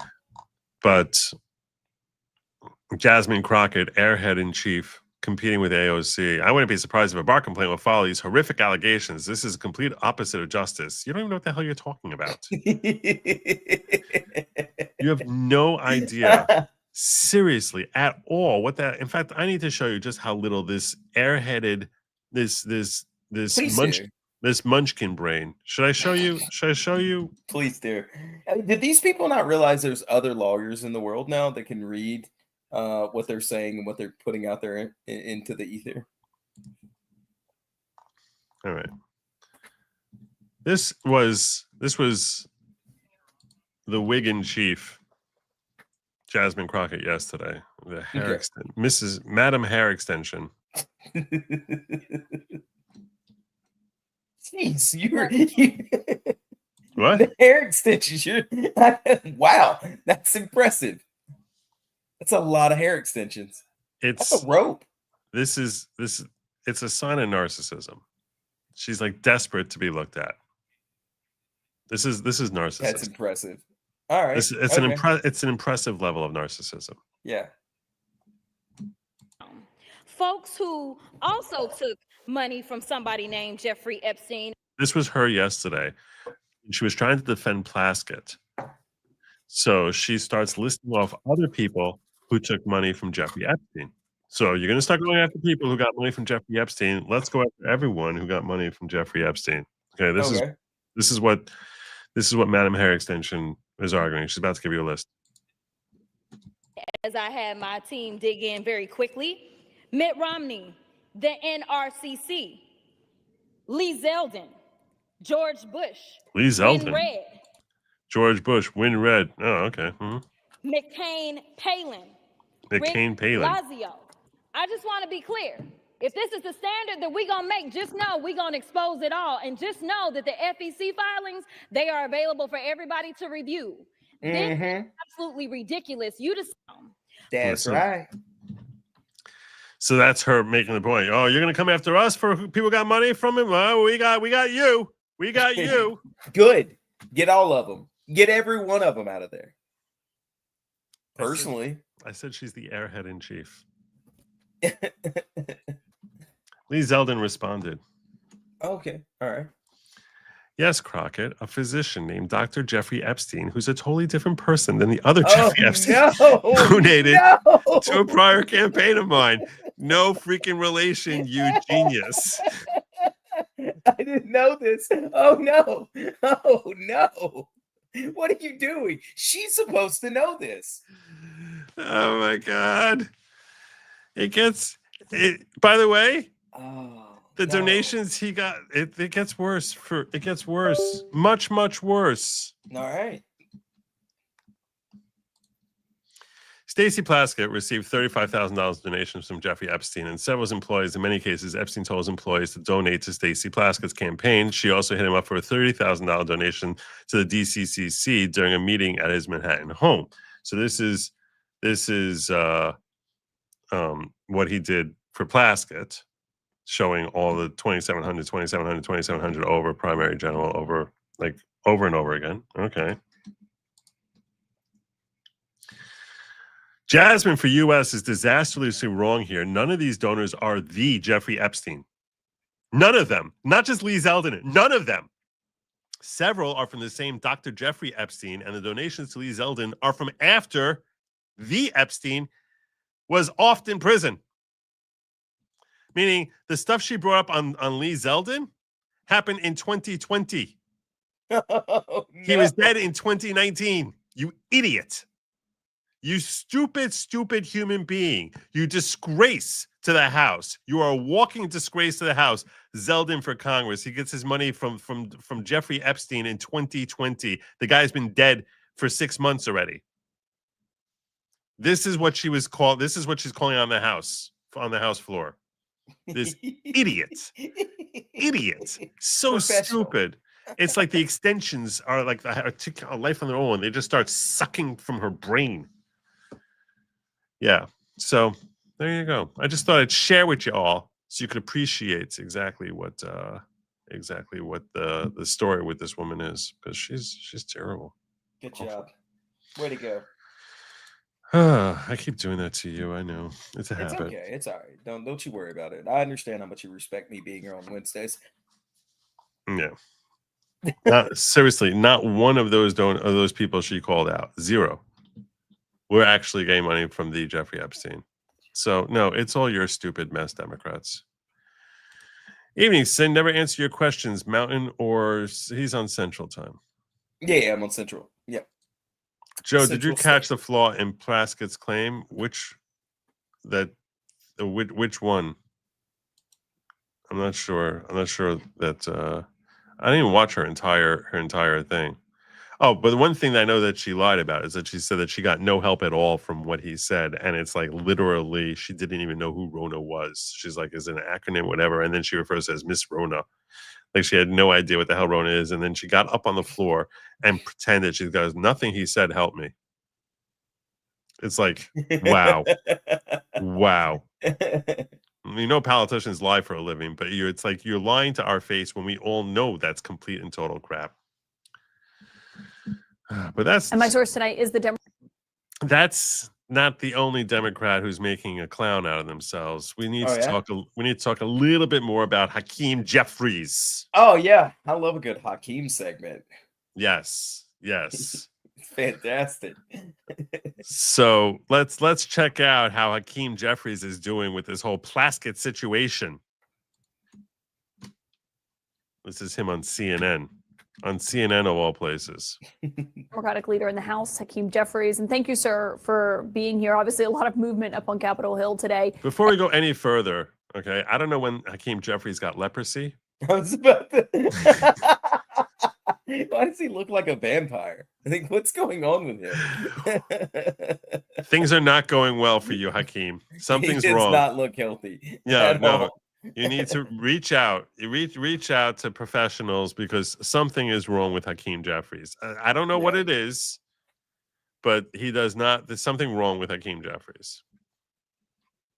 And you heard Stacey Plaskett there. She was arguing her texts with Jeffrey Epstein were not illegal, but in your view, were they appropriate? Were her texts during? So remember, she's texting a registered offender. who, by the way, I just want to point out, Trump was calling out how terrible he was in 2015 and saying, you guys don't know, Jeffrey Epstein, he's a bad guy. He's a bad guy. And he was calling everyone's attention to it in 2015. 3 years later, Plaskett is reaching out to this guy. Apparently, she's making it easier for him to operate out of Little St. James, his hideaway there, his Lolita Island. Yeah. That's in the Virgin Islands, her jurisdiction. And she's having lunch with this guy, texting him. So do you think that this is appropriate? You know, even if she's not censured, do you think that what she did, that's a good thing to do? Well, Stacey Plaskett is not accused of violating any House rule, any law, any statute. That's not what you're asked. It's a matter of, do you think this is right? And she's clearly and unequivocally denounced Jeffrey Epstein. And I think what the survivors fought for today is the type of transparency that came out of the House, went through the Senate, and is now on its way to Donald Trump's desk, where hopefully... What? Yeah. What the hell's that have to do with anything?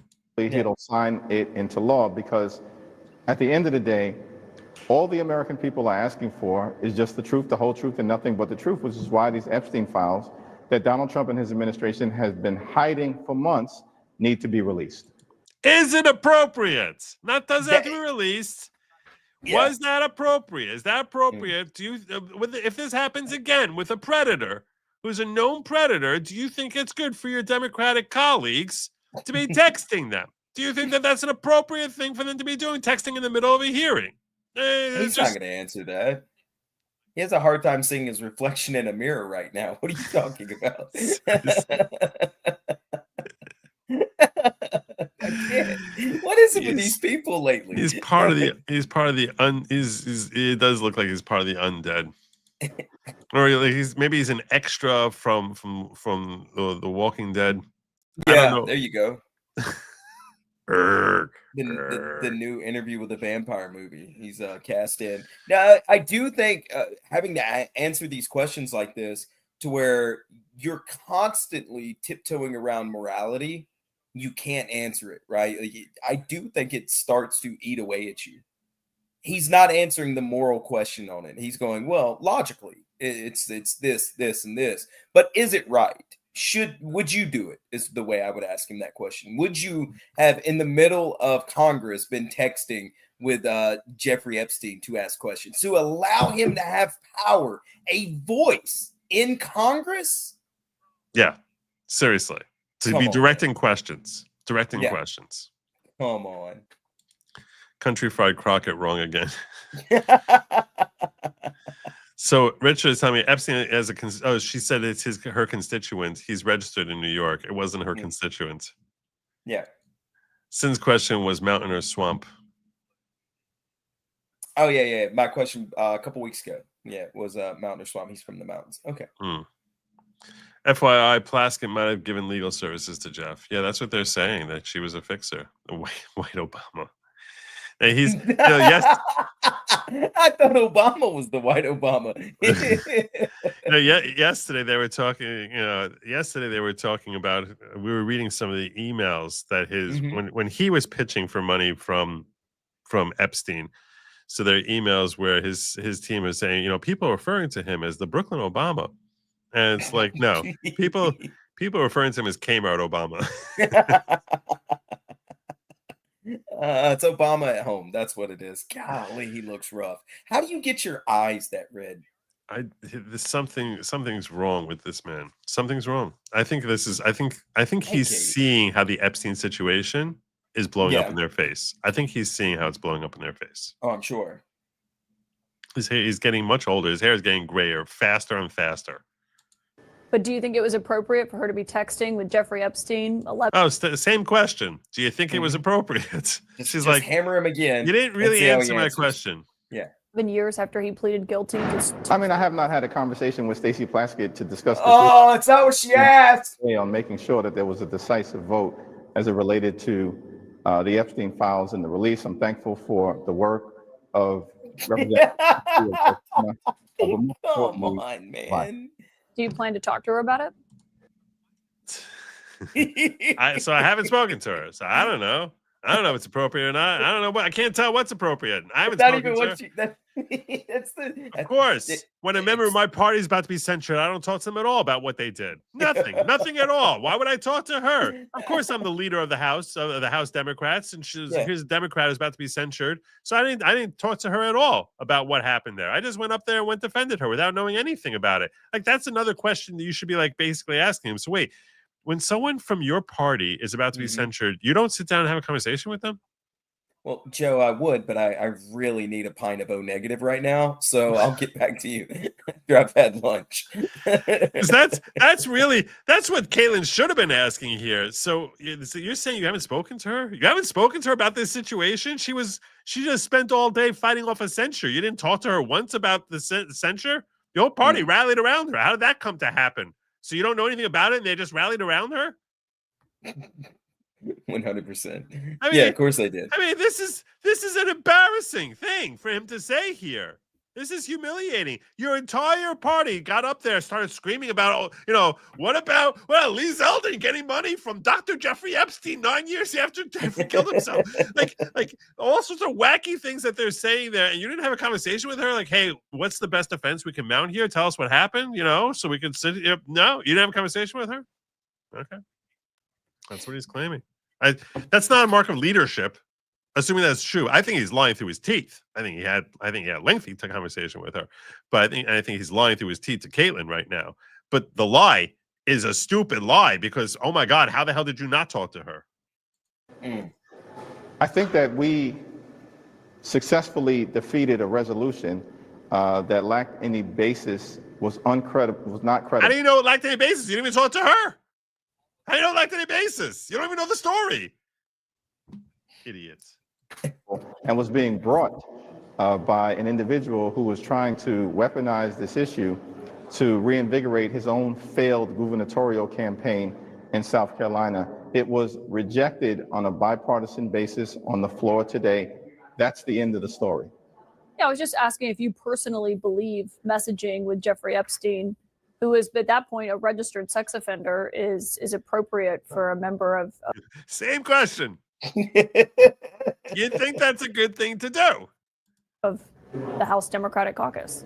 That's the third time you've asked me this question, and I'm going to give you the same exact answer. Which is not an answer at all. I'm going to be ducking this question again. Our focus today is on making sure that the Jeffrey Epstein files were released. If you want to have a conversation with Stacey Plaskett about it, I'm sure she'd be willing to talk to you. It was an illegitimate effort to try to remove her from the House Committee on Intelligence, and that was defeated in a bipartisan way. How can you come to that conclusion if you didn't talk to her?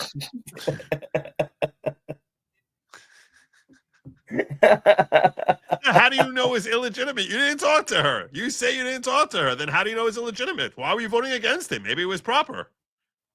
This is insanity.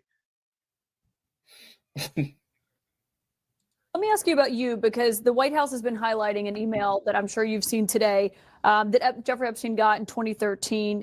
They say it shows you were soliciting money and dinner from an Epstein. The email was not sent from you. It was sent from a political consulting firm called Dynamic SRG that says, we are thrilled to announce we are working with Congressman Hakeem Jeffries.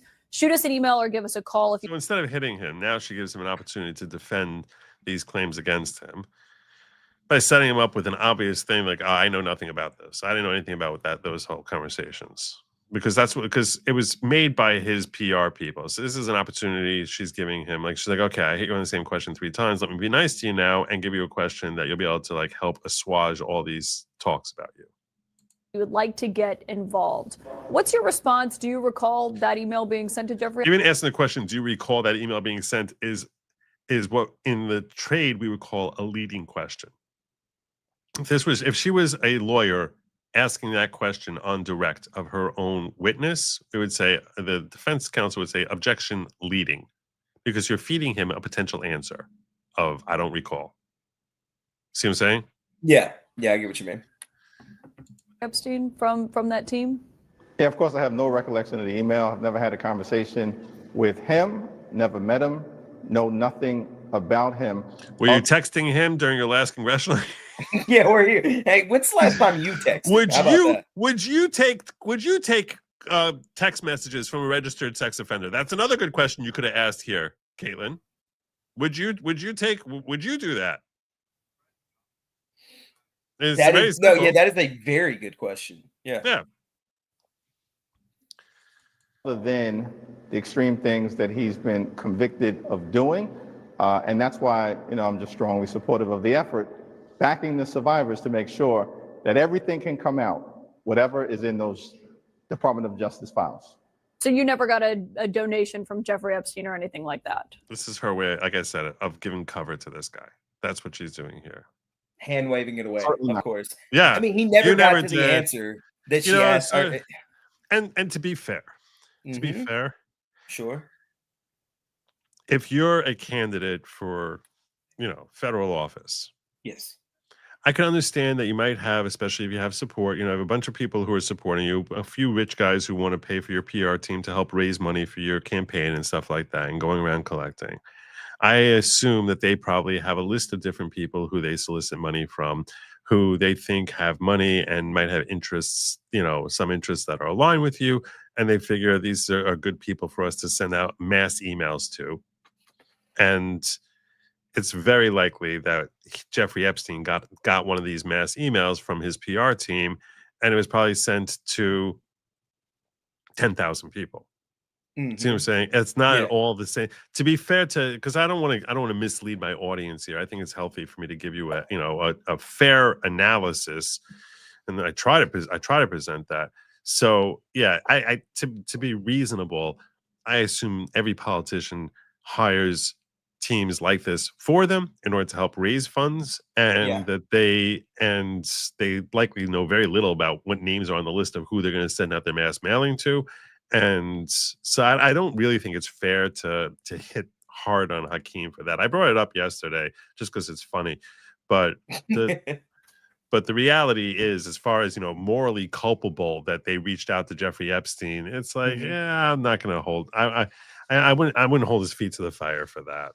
I really, as far as that this is no. What's more wrong is someone's from you're the freaking House Minority Leader, and you're claiming you don't talk to someone who's being censured. You just don't talk to him. He doesn't know if it's moral to be. I can't tell you if it's moral. Jeffrey Epstein to have a literal voice in Congress in lifetime because, well, I'm sorry, Joe, I haven't spoken with her, even though she could potentially be in trouble and make our entire party look stupid. Joe, I'm really busy hiding from the sun and avoiding mirrors and crucifixes. Okay? Yeah, you have no idea how many mirrors are, and how many crucifixes I have to pass between my office and hers. You have no clue. I got all those Republicans from the Midwest there. They got crosses outside their doors. I gotta walk past that to get to hers. She's in the Virgin Islands section, which is like a whole different wing of the Capitol. You think I'm gonna walk on over there? It's crazy that all of this is. These people hold the highest power over us. Yep. And the man can't answer the question. Look, yes, she may have been speaking to him. I don't find it moral, but we don't know if it's. We do know that that's not illegal, and that's not this, and that's not that, so on and so forth, right? You can give out the legalese, but the morality is not what we're basing this on right now. And then going down the line, you could do. He just refused. He danced around it like he was Fred Astaire. It's amazing. Not even like Fred Astaire. It was really clogging. That's true. You're right. Yeah, it was way more clunky than that. Yeah. FYI, plus when I give him legal service, Jeffrey, the white Obama. The really white Obama, too. Dollar store Obama. He's called Team Obama. He looks jaundiced. Maybe it's drugs. Currently, yes, mountain. Cascades of Washington in Louisiana Swamp, 60 miles south of New Orleans. Can't get swampier than that. Terrebonne and Lafourche. I don't know what. These are not real words to me. Yeah, they are. They're in Louisiana. Maybe you should go down to the swamp sometime. Louisiana is a beautiful state. It's on the bucket list. Huh. Are you ever going to get to that bucket list, or are you just gonna? No. So when most people say bucket list, they mean it differently than I do. I mean, like I use a bucket for a garbage can, and you wrote it down on a list and then stuck it to that garbage can. Yeah. Good job, Joe. Way to go. And just on this passing today, to this point, I mean, this is something that even Ro Khanna told me just a few moments ago. He never even thought it would get to this point today. I wonder what it says to you that the House Speaker, Mike Johnson, fought this so much and had a concern over, he was saying this discharge petition would create new victims, as he argued, because it was requiring the DOJ to release information where maybe the FBI hadn't reviewed it. By the way, a lot of people are saying that whole release of the files, there's so many exceptions in there that are built into it that the files that once it's signed by Trump, which did he sign it yet? I don't know. I would ask him, and Mr. Jeffries, how do you feel about the influx of werewolves currently with the migrants and stuff coming into our country right now? Is that a concern of yours and your Nightwalker people? That's what I would ask him, because that's clearly what he's concerned about, obviously. Oh, okay. So this is something I should bring to you before we go any further. All right. And that is Trump signs bill ordering Justice Department to release the Epstein files. Nice. So there you go. Good job. Yeah, that's way sooner than what we had discussed that they would do. I thought they would hold on to it a little bit longer, but they are getting dragged. Like I said, I think I told you last week, I've got a friend named Salty. He's a comic book artist who is really big into politics. And he's a major MAGA guy, and he's very upset about the Epstein files being a political football. So, yep. So that's law now. But what I'm telling you is, so I don't know when we're going to get that release. It's probably going to happen in the next couple of days. There's so many exceptions there, like except for active, ongoing investigations. Yeah, and it's just there's so much. It's very easy for them to carve out whatever they want. Not going to get you. So this is going to be a Pyrrhic victory. It's not credible. I wonder what you made of how this culminated tonight. Well, I think it was a decisive bipartisan vote that, I think clearly, despite all of the efforts, 7 weeks of Republicans being on a paid vacation and refusing to swear in. You shut down the freaking.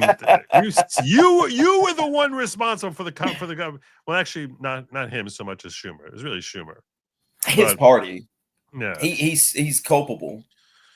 See, I mean, he's the House minority leader. It's the Senate minority leader who was responsible for it. So. Yeah, because they don't discuss these things. Yeah, seriously. Well, I don't know. He doesn't talk to Blaskin, apparently. He's like, maybe he's like that bitch. You know what? You got me, Joe. You're right. I don't talk. You think I'm gonna talk to her? I don't talk to Plasky. You think I'm gonna talk to Schumer?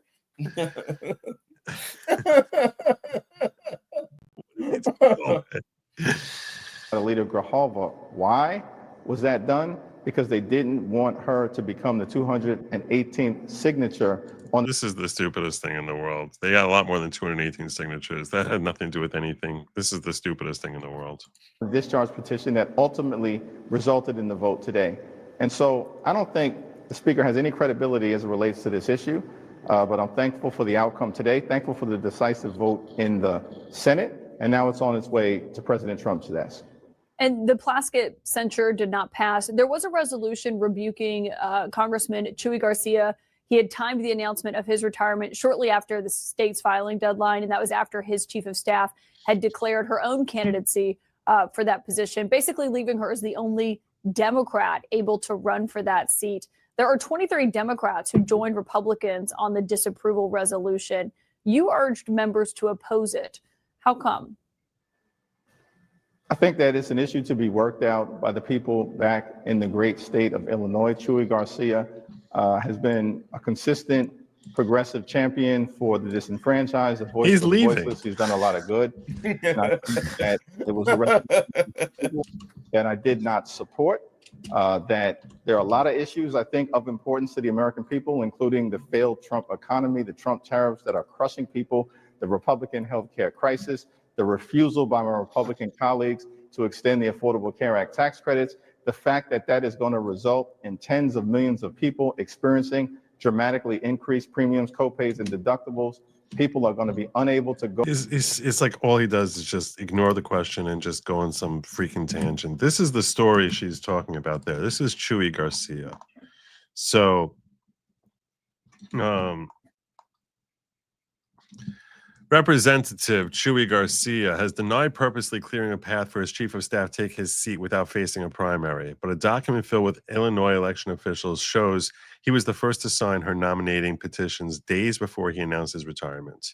So he's retiring. There was a cut. So to clarify for you in the audience, there's a cutoff date to sign up to primary him. Okay. So his chief of staff signed up to primary him. And then he waits and holds off on saying that he's retiring until after that cutoff deadline, because this guy's been there for ages. This Chuy Garcia dude from Illinois, and in a blue district, so whoever is the Democratic nominee is going to win the seat. So what Chuy Garcia did was basically didn't tell anyone he was retiring, so no one was going to primary the guy. He's been there for ages. Yeah.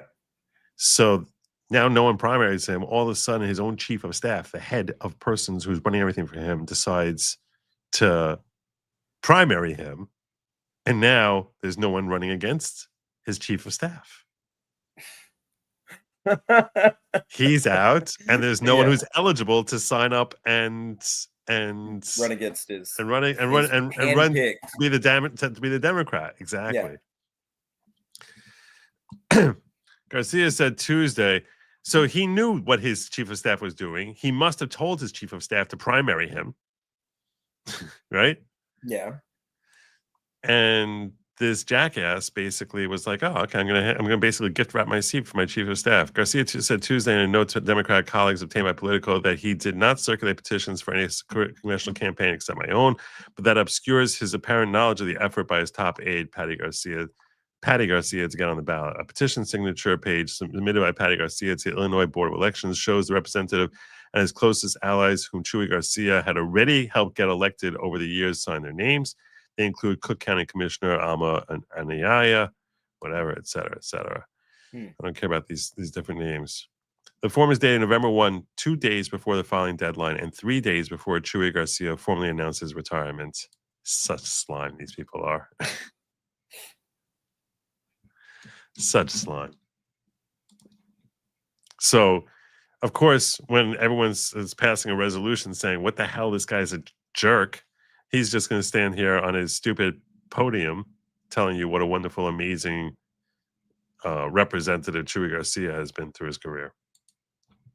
Go and afford to see a doctor when they need one. There are a whole host of issues that the American people just made clear 2 weeks ago during the general election that they want to see addressed. It's the reason why Republicans were decisively defeated across the country and up and down the ballot. And yet we continue to come to the floor of the House of Representatives and they play partisan political games as opposed to dealing with the issues that matter relative to driving down the high cost of living and making life better for the American people. The political I think games. It's fair to say there's bigger issues people care about, but even some Democrats have said, this is why people don't like politics. This is slimy, and it disenfranchises voters by not letting them pick who they want to be running in that. Democrats never want the people to actually vote. They scream democracy all the time, but they don't want anyone to vote. That's basically what it is. Race. Did they have a point? I think they can speak for themselves. And certainly, my view on the situation was that there are things that we should be focused on in terms of solving problems for the American people, that the American people just decisively told us 2 weeks ago during the general election they wanted us to work on. Yeah. He's very he's so very so slimy. Oh my God. Terrible. All right. I'm winding down here. Stay out of Louisiana. Is the a-hole of America, Miss R? Nah, it's not. I like Louisiana. I've been there a few times. Jeffries has sickle cell. Definitely not. Well, I don't know that that's true. I definitely have no reason to think that's true. But all right, I didn't put anything about you in. You sent me a private chat, and I forgot to put it in beforehand. Yeah, that way I didn't get any new subscribers until the end of the show. But we are on the road to 1,000. On the road to 1,000. Yep. All right, let me. If next time I want you to show up here more. Than like 90 seconds before, so this way I remember. Don't even give me that. No, sir. Normally I'm here before. Man, I was here before you were tonight. Well, yeah. Okay. But I checked in here 5 minutes earlier. Is that what you did? You checked and then left because you didn't see me in the back room. Pretty much. I was like, let me go take care of my final things. Anyway, this is Sin from the FFS podcast. Please tell everyone what you do over there. We cover pop culture news, indie comics. It depends on what's going on. We've got a couple guys that are in our indie comic space that we've been discussing recently. We've done a very good video on Legal Mindset a few weeks ago when he had an issue and thought he was being gang stalked by Antifa. And it just depends on what's happening that week. So come subscribe, laugh, have fun. If you got anything you want us to cover, you can let me know. You can always find me on Twitter at Ambient Aristotle. You can my DMs are open. Beautiful. And I put it in the description so you can see it there. I'm also pinning it to the top of the chat as we get on out of here. Let me see if I can redirect my audience before I send them on their way. That would be good, right? That would be nice, yeah. He's not Jim is not live tonight. That man, I swear. Jim is, and then he'll DM me later and be like, well, I was gonna go live if I would have known. Like, come on, Jim, get it together, buddy. Yeah. And I'm not seeing Nick live now either. So I guess I'm gonna let you all wander around aimlessly. Oh no. what am I supposed to do? I'll just tell you that Sean Salty, I think that's the guy you were just referencing, right? Yeah, it's a buddy of mine. Adding Cynic to the show is great. He's the best. Love this stream. Also remember, D is for demonic, R is for retarded, and Hakeem Jeffries is Timu Obama. Well said. See, that's a valuable contribution right there. Exactly. And in your DM, Khan's interview Crockett regarding Zeldin's Epstein donation gaffe. Okay, this I want to stop for. All right. You know that she's going to dance, right? Oh, you know she's going to be like, that doesn't matter. That doesn't matter. That don't matter none. That's not against the law. Yeah. Oh, it's not, you know what? We just don't like Epstein's around here, is what she's going to do, right? It's 5 minutes and 10 seconds.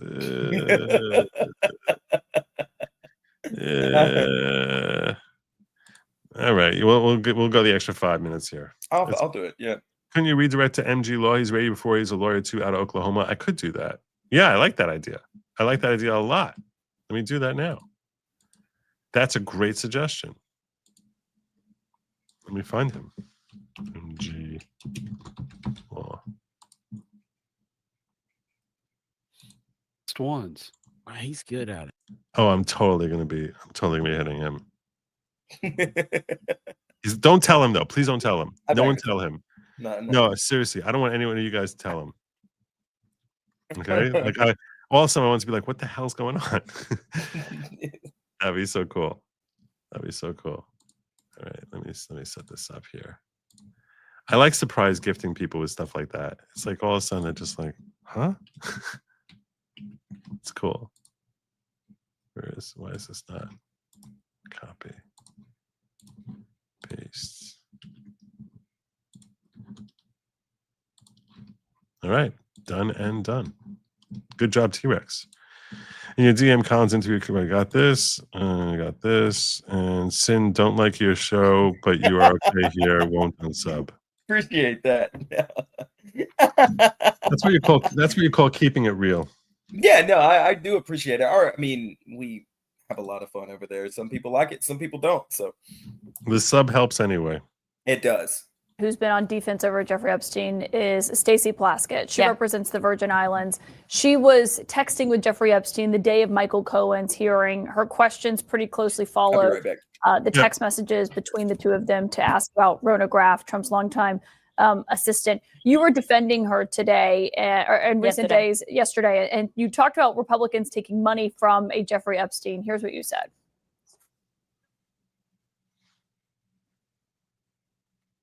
Who also took money from somebody named Jeffrey Epstein, as I had my team dig in very quickly. Mitt Romney, the NRCC, Lee Zeldin, George Bush, Win Red, McCain Palin, Rick Lazio. You mentioned Lee Zeldin there. He's now a cabinet secretary. He responded and said it was actually Dr. Jeffrey Epstein, who's a doctor that doesn't have any relation to the convicted sex trafficker. Unfortunate for that doctor, but that is who donated to a prior campaign of his. Do you want to correct the record on the people that? Listen, I never said that it was that Jeffrey Epstein, just so that people understand when you. Oh, no. I just was throwing out random Jeffrey Epsteins. You're so stupid. She's actually an attorney. This is oh my God, this is such a humiliation for her school. I never said it was that Jeffrey Epstein. What the hell? Make a donation, your picture is not there. And because they decided to spring this on us in real time, I wanted the Republicans to think about what could potentially happen, because I knew that they didn't even try to go through the FEC. So my team, what they did is they Googled, and that is specifically why I said a Jeffrey Epstein. Unlike Republicans, I at least don't go out and just tell lies. No, you just said the most misleading thing in the world. You just say random dumb stuff. And then you won't even own that you were intentionally trying to mislead everyone. What if she wasn't? What if she thought it was true? Of course, she had no idea. She did say a Jeffrey. Exactly. So you could just admit that you're dumb and move on. That's all you got to do. I made a mistake. That's a liar. That she's trying to mislead people. Yeah. Because it was not the same one, that's fine. But when Lee Zeldin had something to say, all he had to say was it was a different Jeffrey Epstein.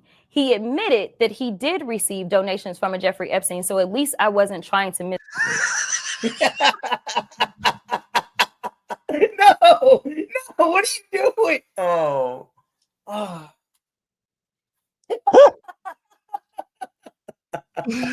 my God!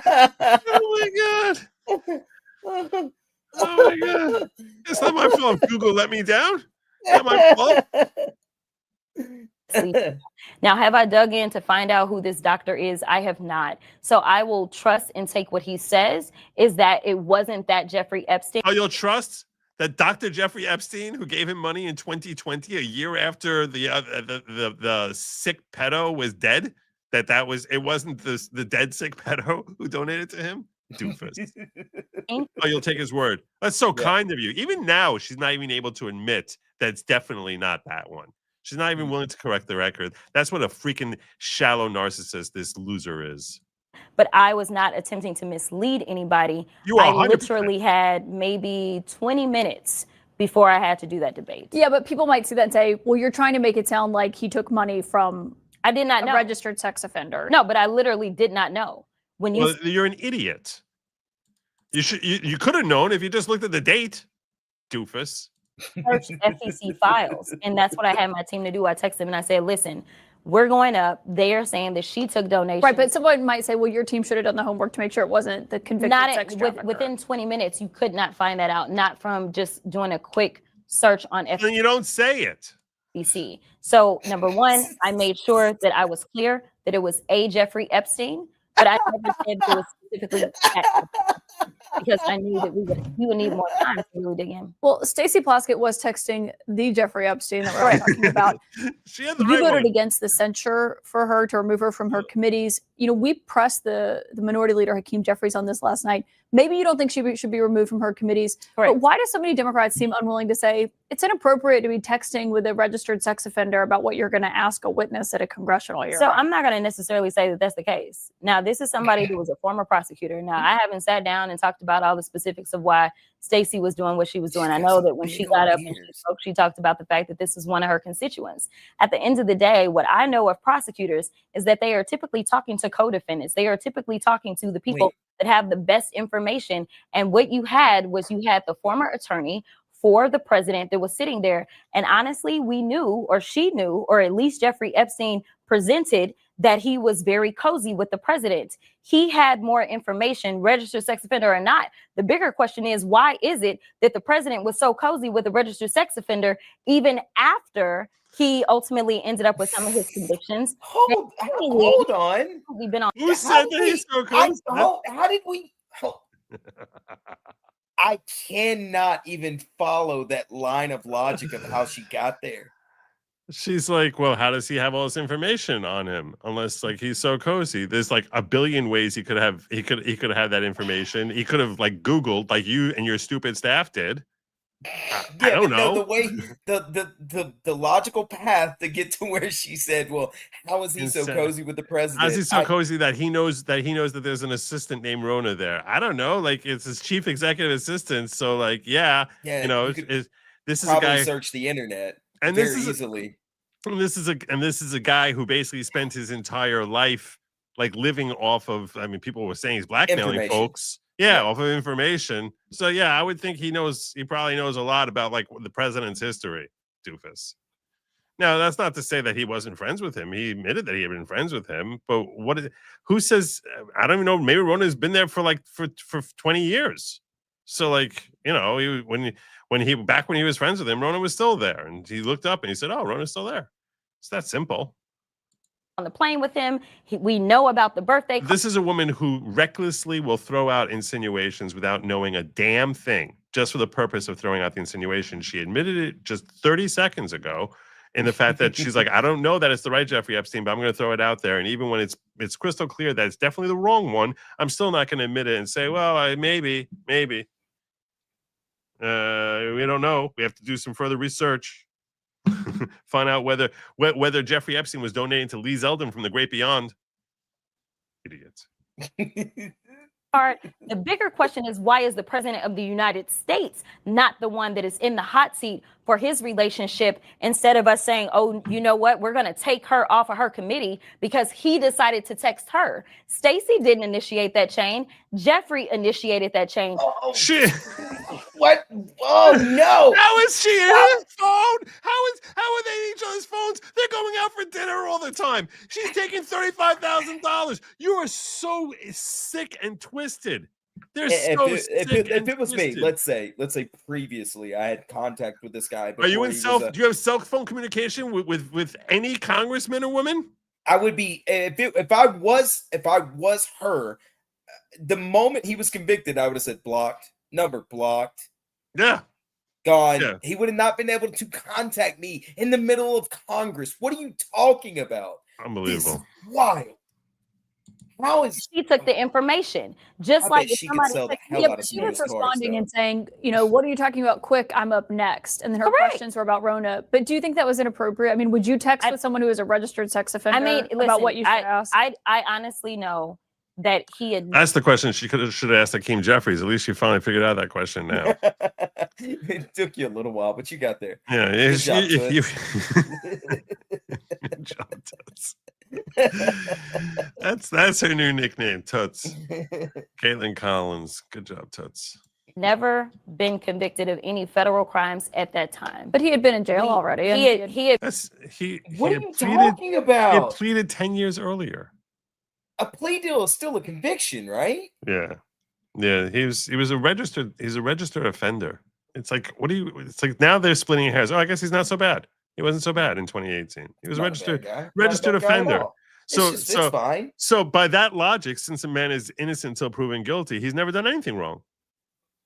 Because he was never convicted of the crimes he was charged with in 2019. And you're saying in 2018, he was totally fine. So according to her, he's just Jeffrey Epstein is a model citizen. Innocent until proven guilty. So the charges that were levied against him were never prosecuted because someone offed him, or he offed himself, whatever it is. And so he was totally fine in 2018. So according to the Democrats, or at least Stacey, this narcissist, he's a totally fine gentleman. Perfectly okay. It's good job. A sick woman. And my deal is this. The Republicans are constantly texting with a 34-count convicted felon. So if it's okay for them to text him at any point in time, then I'm not going to say that that's already wrong. Especially wait a minute. We're talking about. How are we back here? Have we? No. Wow. Oh no. How did she? She's literally throwing all these victims under a bus. Oh. Literally throwing them under a bus. This interview is wild. It is. It's insane. This is a crazy, crazy interview. Thank you, Kathy, for this one. Kicking someone off their committee. Were they sexting? Was it a matter of her being involved in pedophilia?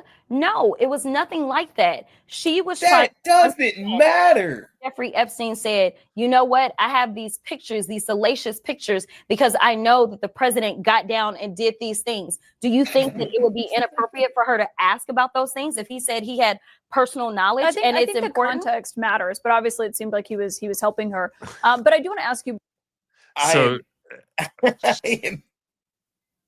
Crazy woman. She's a crazy woman. She's an absolute crazy woman. Wow. I'm literally speechless. The amount of pure insanity that just spewed out of that woman's mouth. I'm telling you, I want to take her to a used car dealership and watch her sell cars to people. It would be wild to watch how much money she made. Because that was crazy. Yeah. You know, I kept saying abuse is worse, but then like I see Stacey Plaskett, I see this Stacey Crockett's, and I'm like, I get it. Man, I don't. No, I'm it's a very bad joke I just made. It was a very bad joke. Bill Burr, the comedian, had a whole thing about he's like where he's basically talking about how, you know, Oprah and people are like, there's never a reason, and he's like, okay, you can't do it. I am down with you that you never can do it. Yeah. You know, but to say there's never a reason, like never. I mean, never's a very broad word. It's like some guys are like, real jerks. You know, they come home from work and they're like, tuna casserole, pow. That guy's a jerk.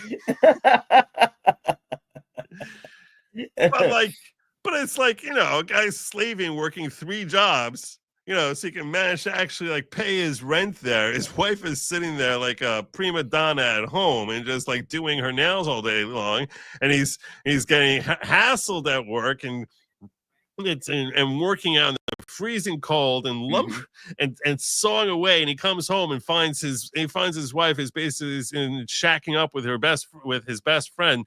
It's like I'm not saying you don't do it. You don't do it. But don't tell me there's no reason. Don't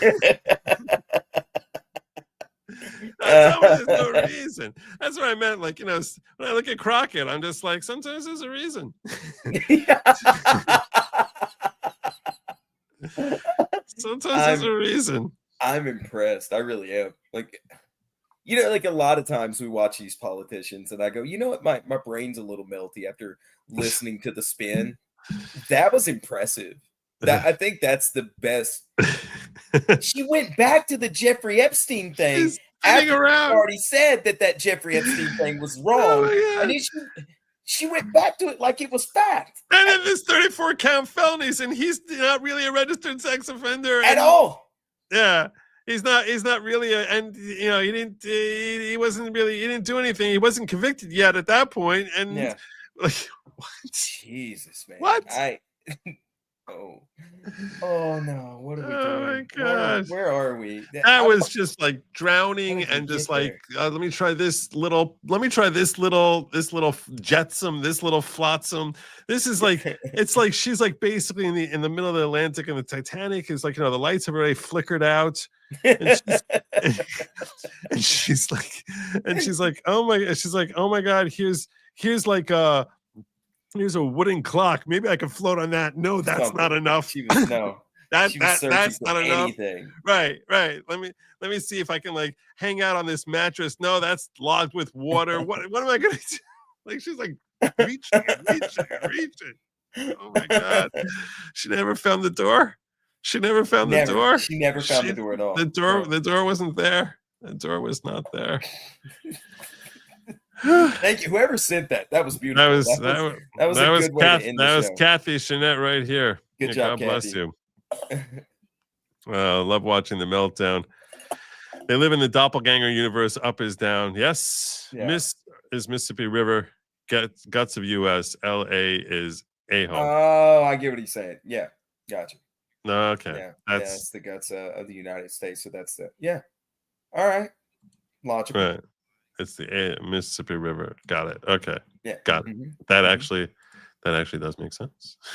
You know, when you put it that way, I see. Yeah. When you explain it in that way, I can. When you walk us through it. Anyway, I thank you for joining me, Sin. Those of you here, if you could please make sure you like, share, subscribe. I'm sending you over to MG Law. Please send him my love when you get on over there. And lab meat, definitely not meant. It's meant for them. Yeah. It's not meant for you. Don't point at me when you do that. What do you I said go the other direction? Don't stop. What are you doing? Stop it. And do not eat the bugs. Don't do it. Good night and Godspeed. Bye.